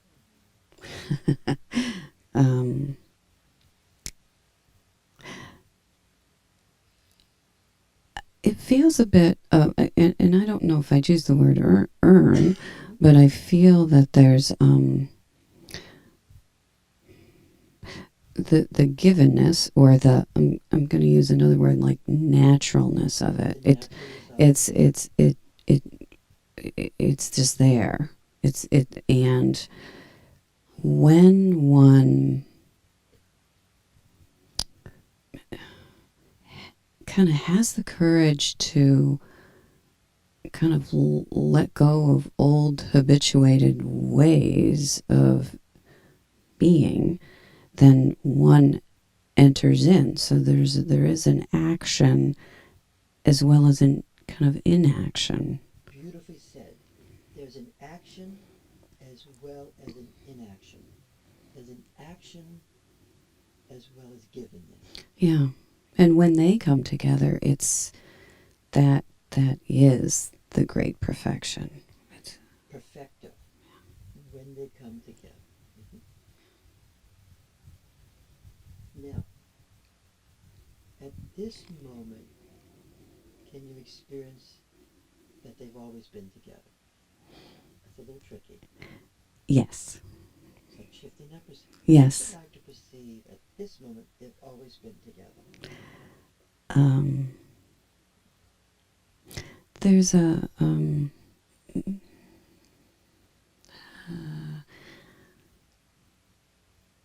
it's like a sense of joy.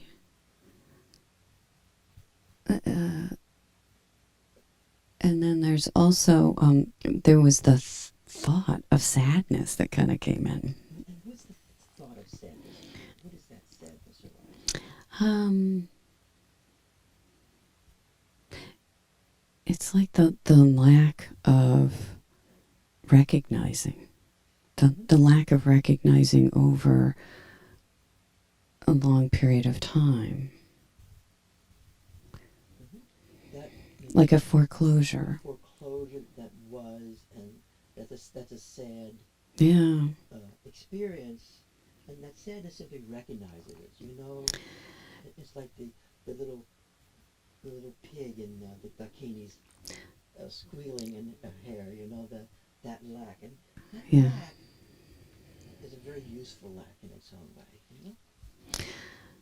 Yes, I think sometimes without the lack, one wouldn't recognize the wholeness. That's a really useful statement. And without the sadness, one might not feel that profound happiness. That is really true. These great pairs of opposites. Yeah. Now, are you beyond your body at this moment? Does it feel like you're beyond your body? That's a curiosity. Yeah, I'm not sure if I'm totally beyond my body, but my body is definitely more in the background. Mm-hmm. Well said. The body is more in the background. Mm-hmm. It's like the awareness of the body is more, yeah. Do you like speaking from this field? Mm-hmm. Yes.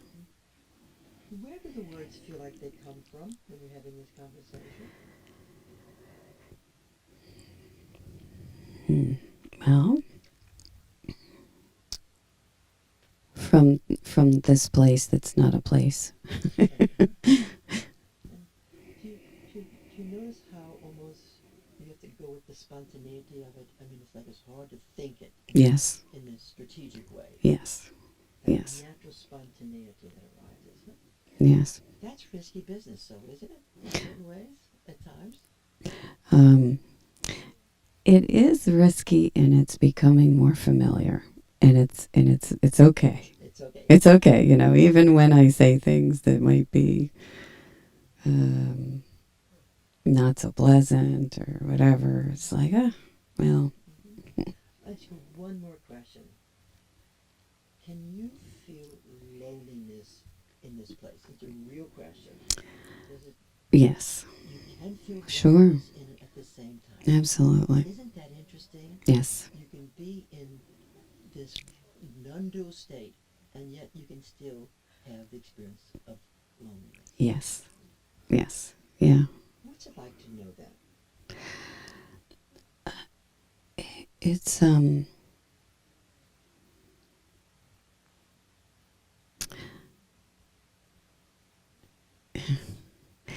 it's almost like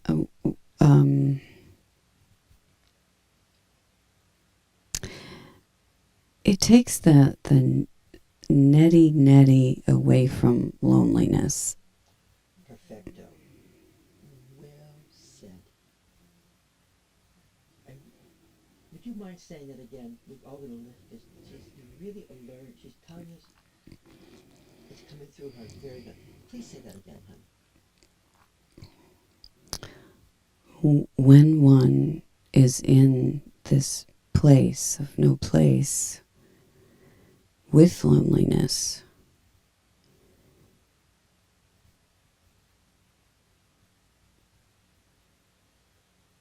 the netty of loneliness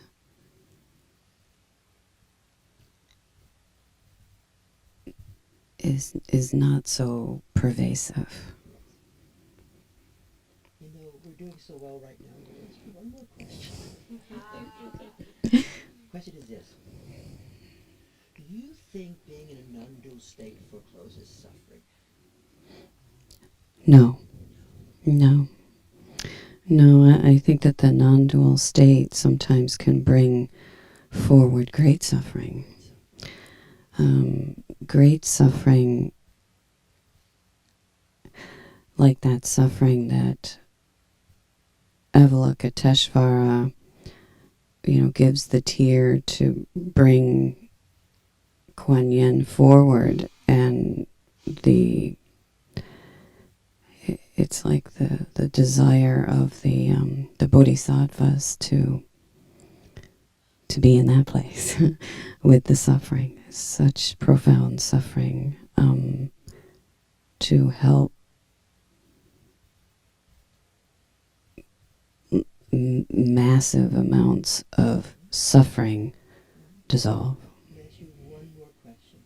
And though you can experience, you can experience suffering, is it bound? No. No, it is not bound. It's not bound. However, yeah, there's a difference between like sadness and suffering. So like a sadness and suffering where one can drop into like a hole, like the netty hole, and then there can be a sadness that is pure sadness. And it's the same with suffering. So suffering can like be attached to a lot of stuff. And then there's pure suffering. I'm just going to hold this with you.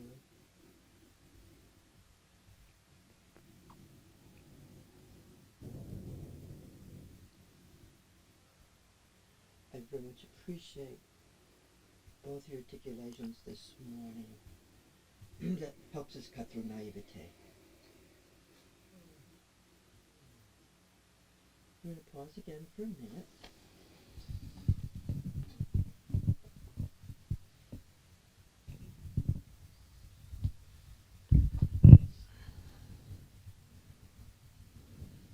So let's extend again to each other.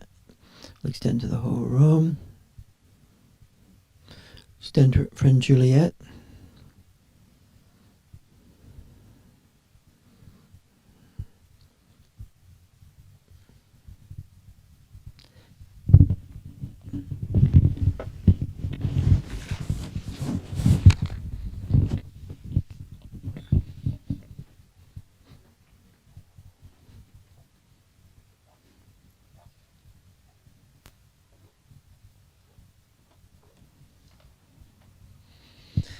Do you guys mind just describing what's happening right now for you? Such a clear connection arose in the very beginning, just from like the navel, the dantian. So I was so rooted in Robin, and your questions were so evocative. I could feel that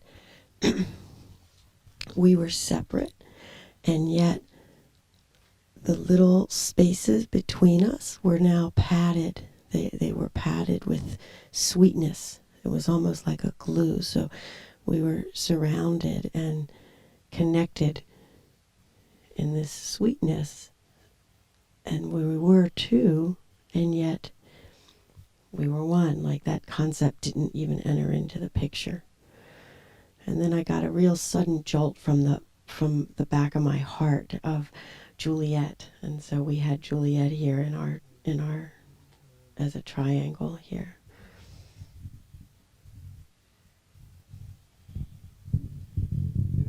What was it like? What's it like for you right now?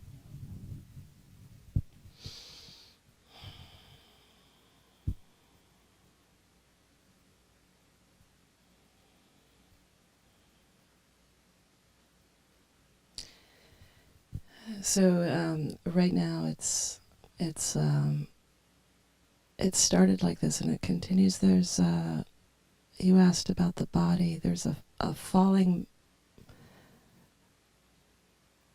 What we're in, if there's an it to it, is outside the body, and yet there's a falling, a swirling, falling back. It's a emotion. There's such a grounded peace and a movement up. It's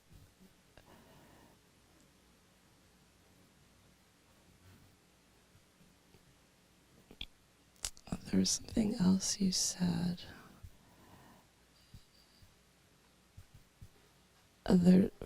For me, the mind is not there.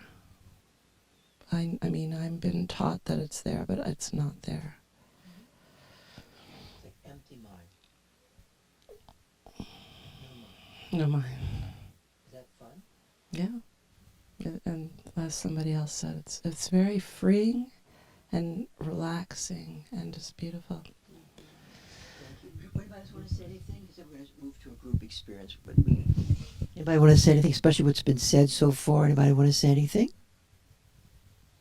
Yes, please. Pass this to.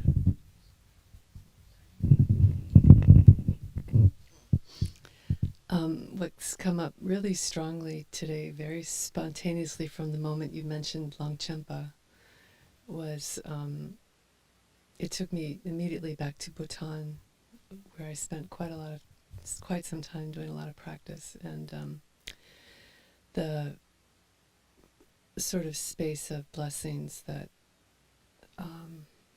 come up so easily in a place like that. But what it evoked was how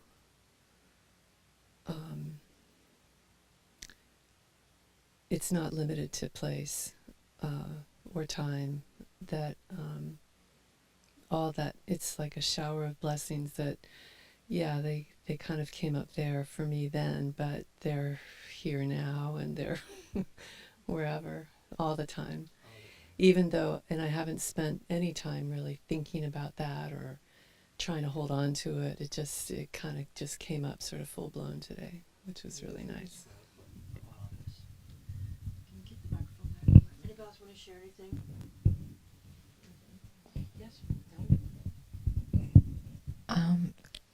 I loved your question. Is there suffering in this place? Because I went from mind to no mind, and I really dropped into suffering. And what was really very rich for me in that was that there was an infinite availability for me to be present to this infinite suffering. And it felt like an infinite capacity arose within me. And infinite joy is as much in the awareness as the infinite suffering. And it was just incredibly sweet and rich. Yes. That is the blessing of the Bodhisattva. That power. Beautifully described. Anybody else want to share anything? Going once. Anybody? Yes. Who passes to Steve? There's a lot of nice energy this morning.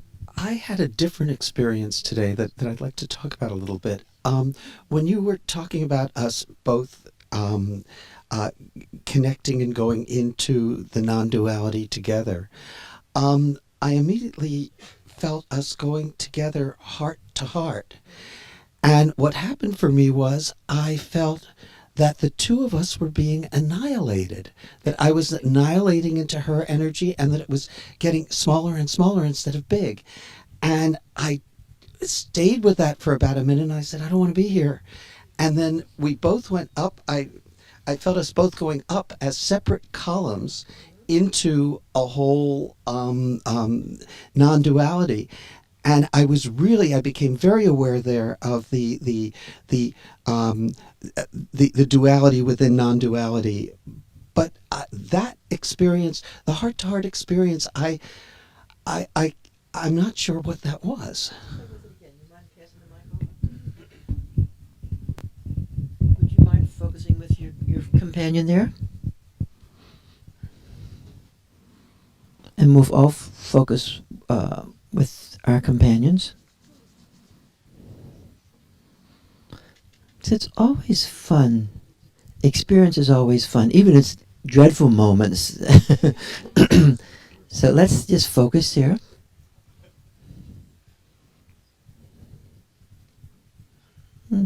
And what's happening now, Steve?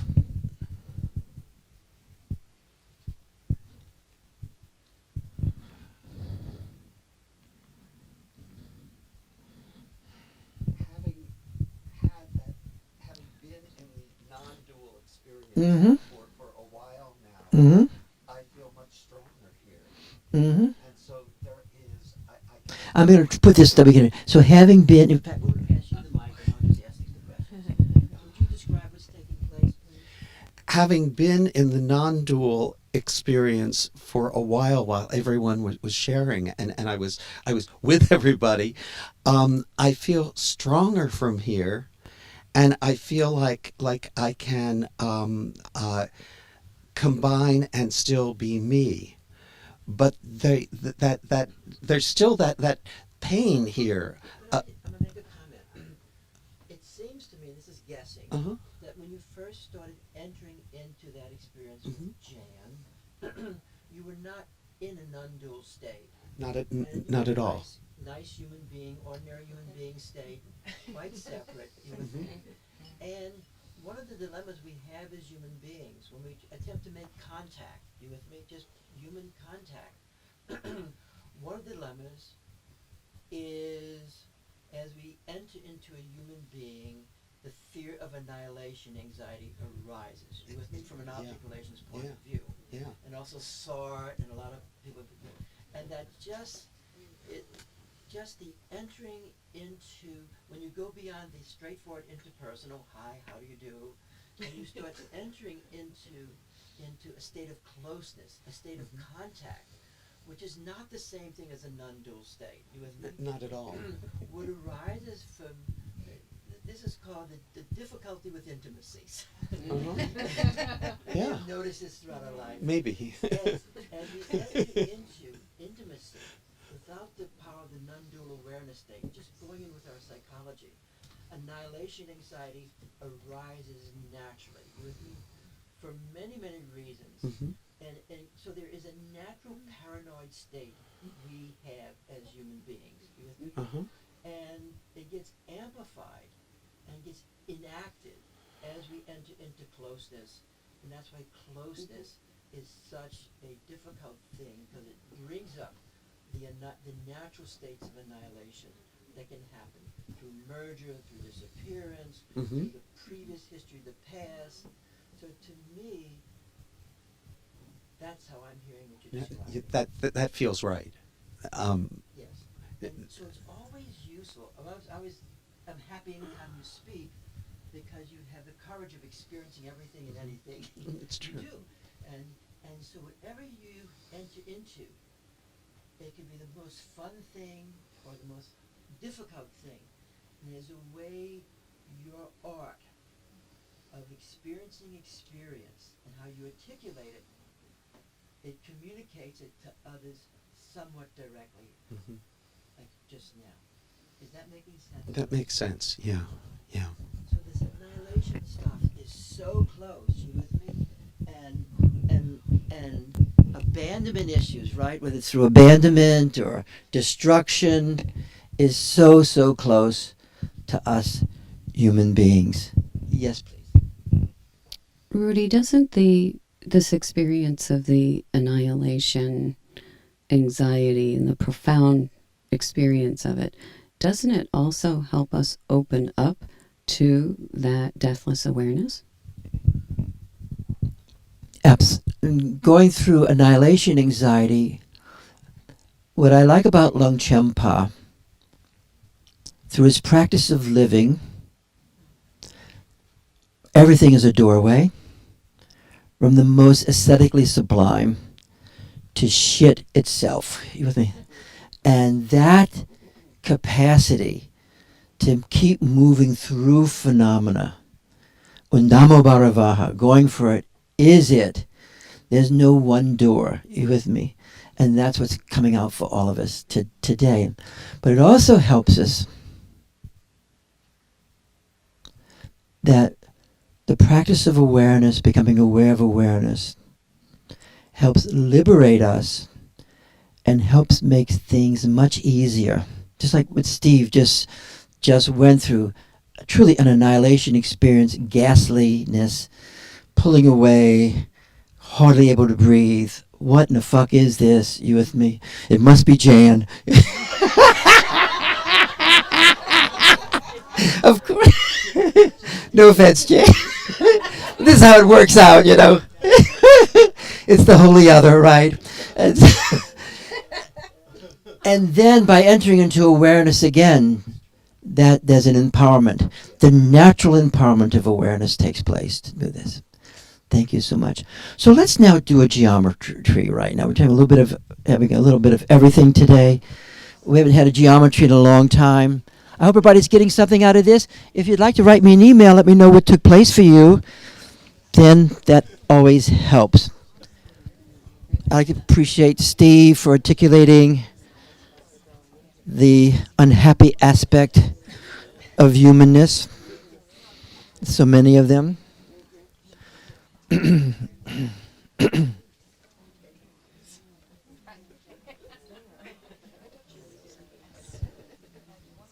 But this is a little prayer. I once actually, it's coming up. Once actually had a statement from a wonderful Lama told me, it was Lama Wandor who would come here, that if I would leave and go live in the caves in Sol Pema, I could become a realized person. Now again, whenever a teacher says something to you, there's always a trickster in all the great gurus. They have that. It's part of the flavor. It's part of the play. You with me?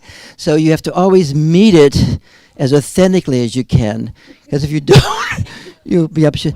But in saying that, I knew that wasn't me. That wasn't my life at all. It's some people's lives. But if that's the only way to do it, That's not a real option as a human being. Having said that, huh? I did. So, but for some, yes. So let's create a geometry. I have a cave, yeah. Make the cave where we're at. You bring the cave here. It's true. It's true. You bring the cave to life. You bring the cave with us. So let's create a geometry. We all miss Lama Wandor, who was such a great, great master. He's still here. And he was a very, very amazing person. He carried his teacher from out of Tibet into the United States not the United States. He came to the United States. He did too. Into India, and he carried this arduous, powerful thing. Carried him, and then we can face a geometry. We like triangles here, and then. So Lama Wandor goes to Sol Pemmer at that time. And Sol Pemmer, a triangle, you can sit right there. Sol Pemmer is this great, great place in India where Padmasambhava and Matareva were together, and they did sadhana together, in the life of a couple, like we do. Our practices are couple practices, aren't we? We do companionship all the time here. And then he went to Tibet. And anyway, so at one point, Lama Wandor's teacher sends him a note. He wants him to come back to wherever he's in India and leave Sol Pemmer. And Lama Wandor, in his independent flavor, thanked him so much for everything he gave him, but he was going to stay in Sol Pemmer because that's where his destiny is. So there's something about your own this is coming about destiny today, okay? But where is your destiny at? You with me? And you really have a sense of where your destiny is at, and authentically in your destiny, just as it is, meeting it as it is, then self-liberation is the path of your experience. It's the practice of our livingness. And it's great to do practices. Practices of invocation and practices. But we do the practices not mentalistically, not out of the superego, becoming a good dog. Are you with me? But do it out of love. You do it intrinsically out of awareness. Then skillful means is part of awareness. And then something happens. You guys follow what I mean? If you try and make it other than that, you can, but watch what happens. So let's have one more person here. So you want to come sit here? And then we're going to focus with awareness now. So maybe somebody can come in the middle, and someone can sit here, and we're going to focus awareness with each other. I'm going to put Juliet in the middle, too, in a few moments. We'll put Juliet. You there, Juliet? Did we lose her? Hello? Okay, you're here. Good. We're going to put you in the middle too right now, okay? The doctors, we'll just take just 1 minute. So let's focus. There'll be two people here, okay? So let's focus with everybody. Can we touch you today?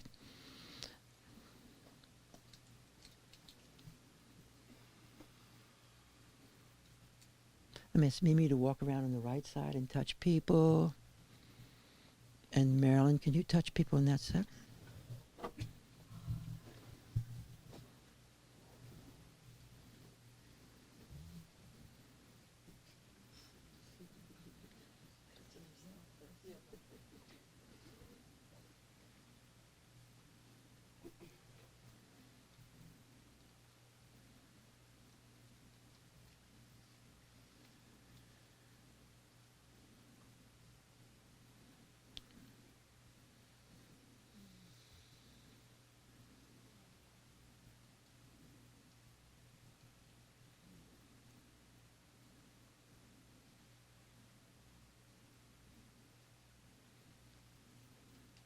And so if we extend to the people in front of us, it'll come to Julianne.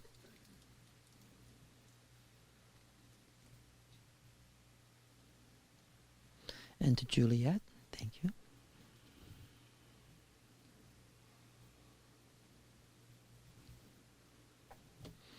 I'm doing okay there?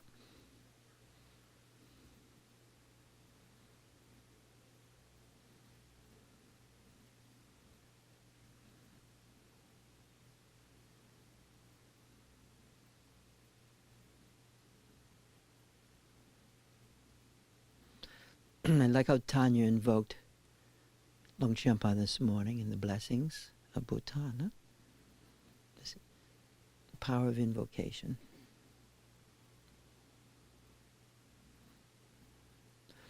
The power of invocation is not the power of identification. Power of identification is a mental thing. The power of invocation brings forth with that which is there within us. It doesn't come from mind. It comes from within us up into mind. It's a rising. Identification comes from mind down. Invocation comes from primordial awareness up.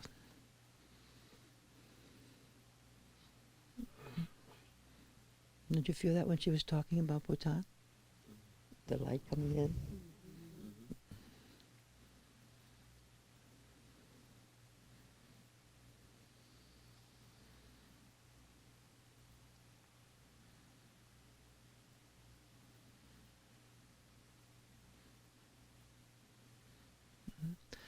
I know the doctor's coming in a few moments. Would you like to say anything, Juliet? And I'll just translate you to the group here.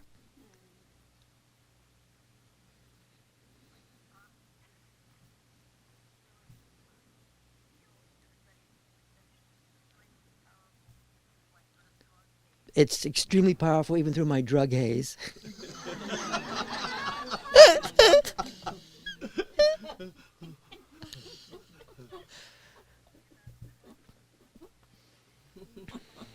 And the amazing amount of light I can perceive in spite of that, which is really great, because that used to be a concern. Remember when the drug haze would foreclose that? But that's being cut through circumstances. And it's so precious for me.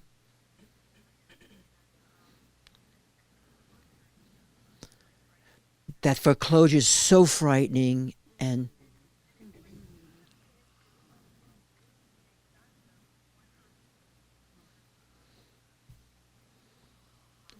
it puts me into a void state that's not the blissful void. Talk about the drugs, but a black void that's nihilistic, you know.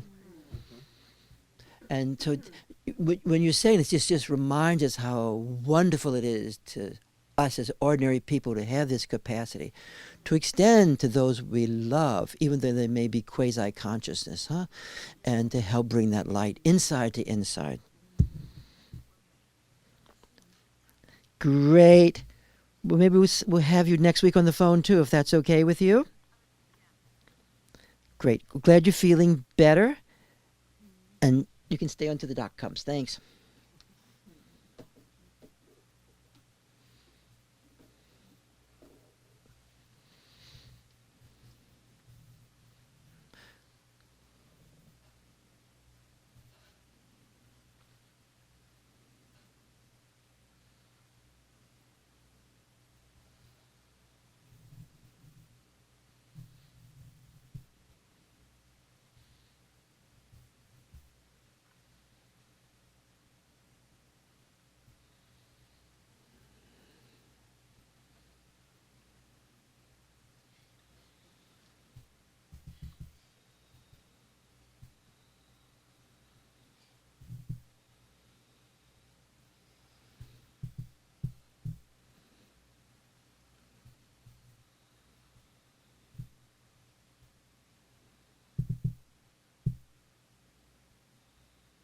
I'll now extend from the heart essence to heart drops. It's like a wish, huh? It's like a rising of a wish. And to Julian. Viscous-like energy.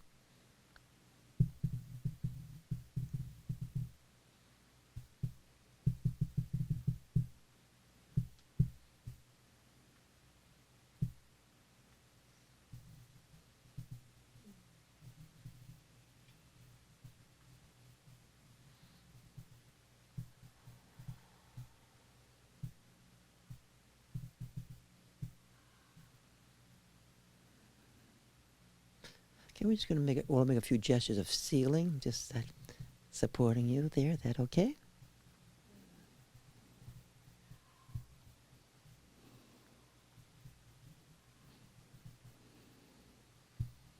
Touch your ears if you don't mind.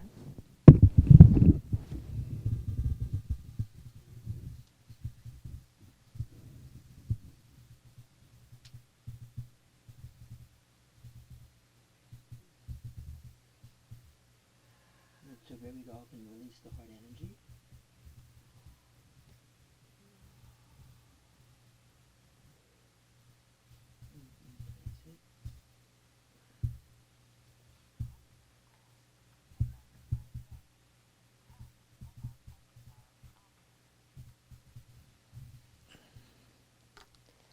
Thank you so much. Maybe 2 other people can come. We'll give them a little more space, and we'll do this for a while. I think we have a visitor here today. There's a visitor here. Great. And the visitor has a wife, right? Come on, you guys, come on up, okay? Okay, there we go.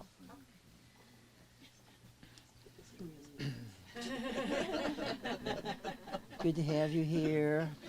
Thanks, Rudy. So let's all focus on Tom and Karen. Is it okay if we touch you guys? Great.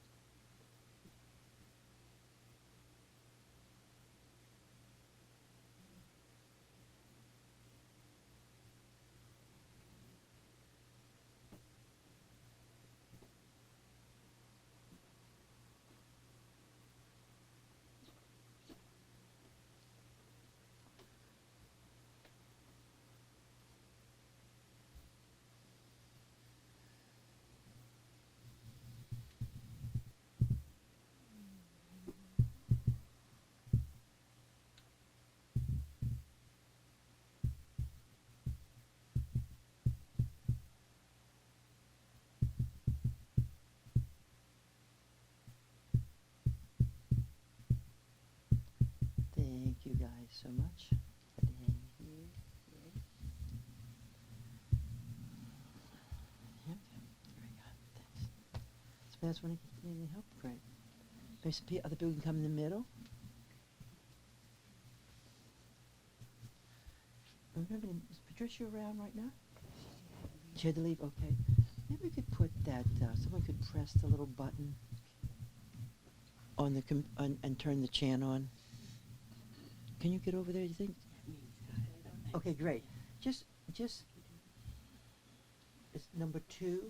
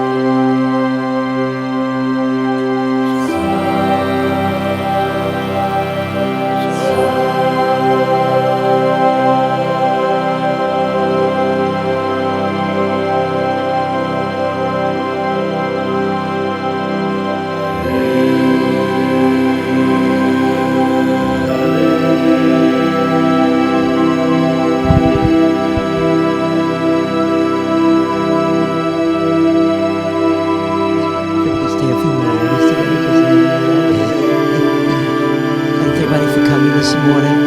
I so appreciate people articulating their experience. You can just feel how the fear comes from people as they articulate their experience. And what they're describing, they're experiencing simultaneously. And with that comes understanding. Thank you, guys. See you next week. I have a little note up there. There's a very great Dzogchen master who Lama Torchen loved a lot, and he's going to be giving, starting to teach at Lama Torchen's place. I forget the name, but something. And I think we might have him come here sometime in the future too. And he's the great grandson of Dorje Lingpa. It's a very powerful lineage, and he's giving a lot of the Dorje Lingpa empowerments and teachings. So contemporary. His person writing is such contemporary ways. See you later. Wish everybody a great day. Right now, the planets are really tough right now. In Scorpio is Saturn in Scorpio. Scorpio is always the rasi of depth, right? It's depth. It is the Kundalini Shakti at very profound levels, Scorpio. But it has a lot of different range to it. and it's both light and darkness. Saturn is right there. And now Mars is moving in, okay? And it's really, really super powerful. And it's really, but it's also fantastic. It is powerful. It is really the house of the tantras. It was very, very powerful. Thank you, guys. See you later. Hasta la vista. Bye now.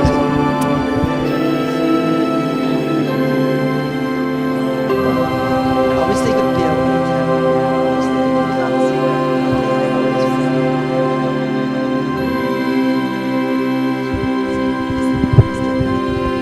Yeah, in May, I should be getting a final confirmation, but like May 3rd, Tai Sito.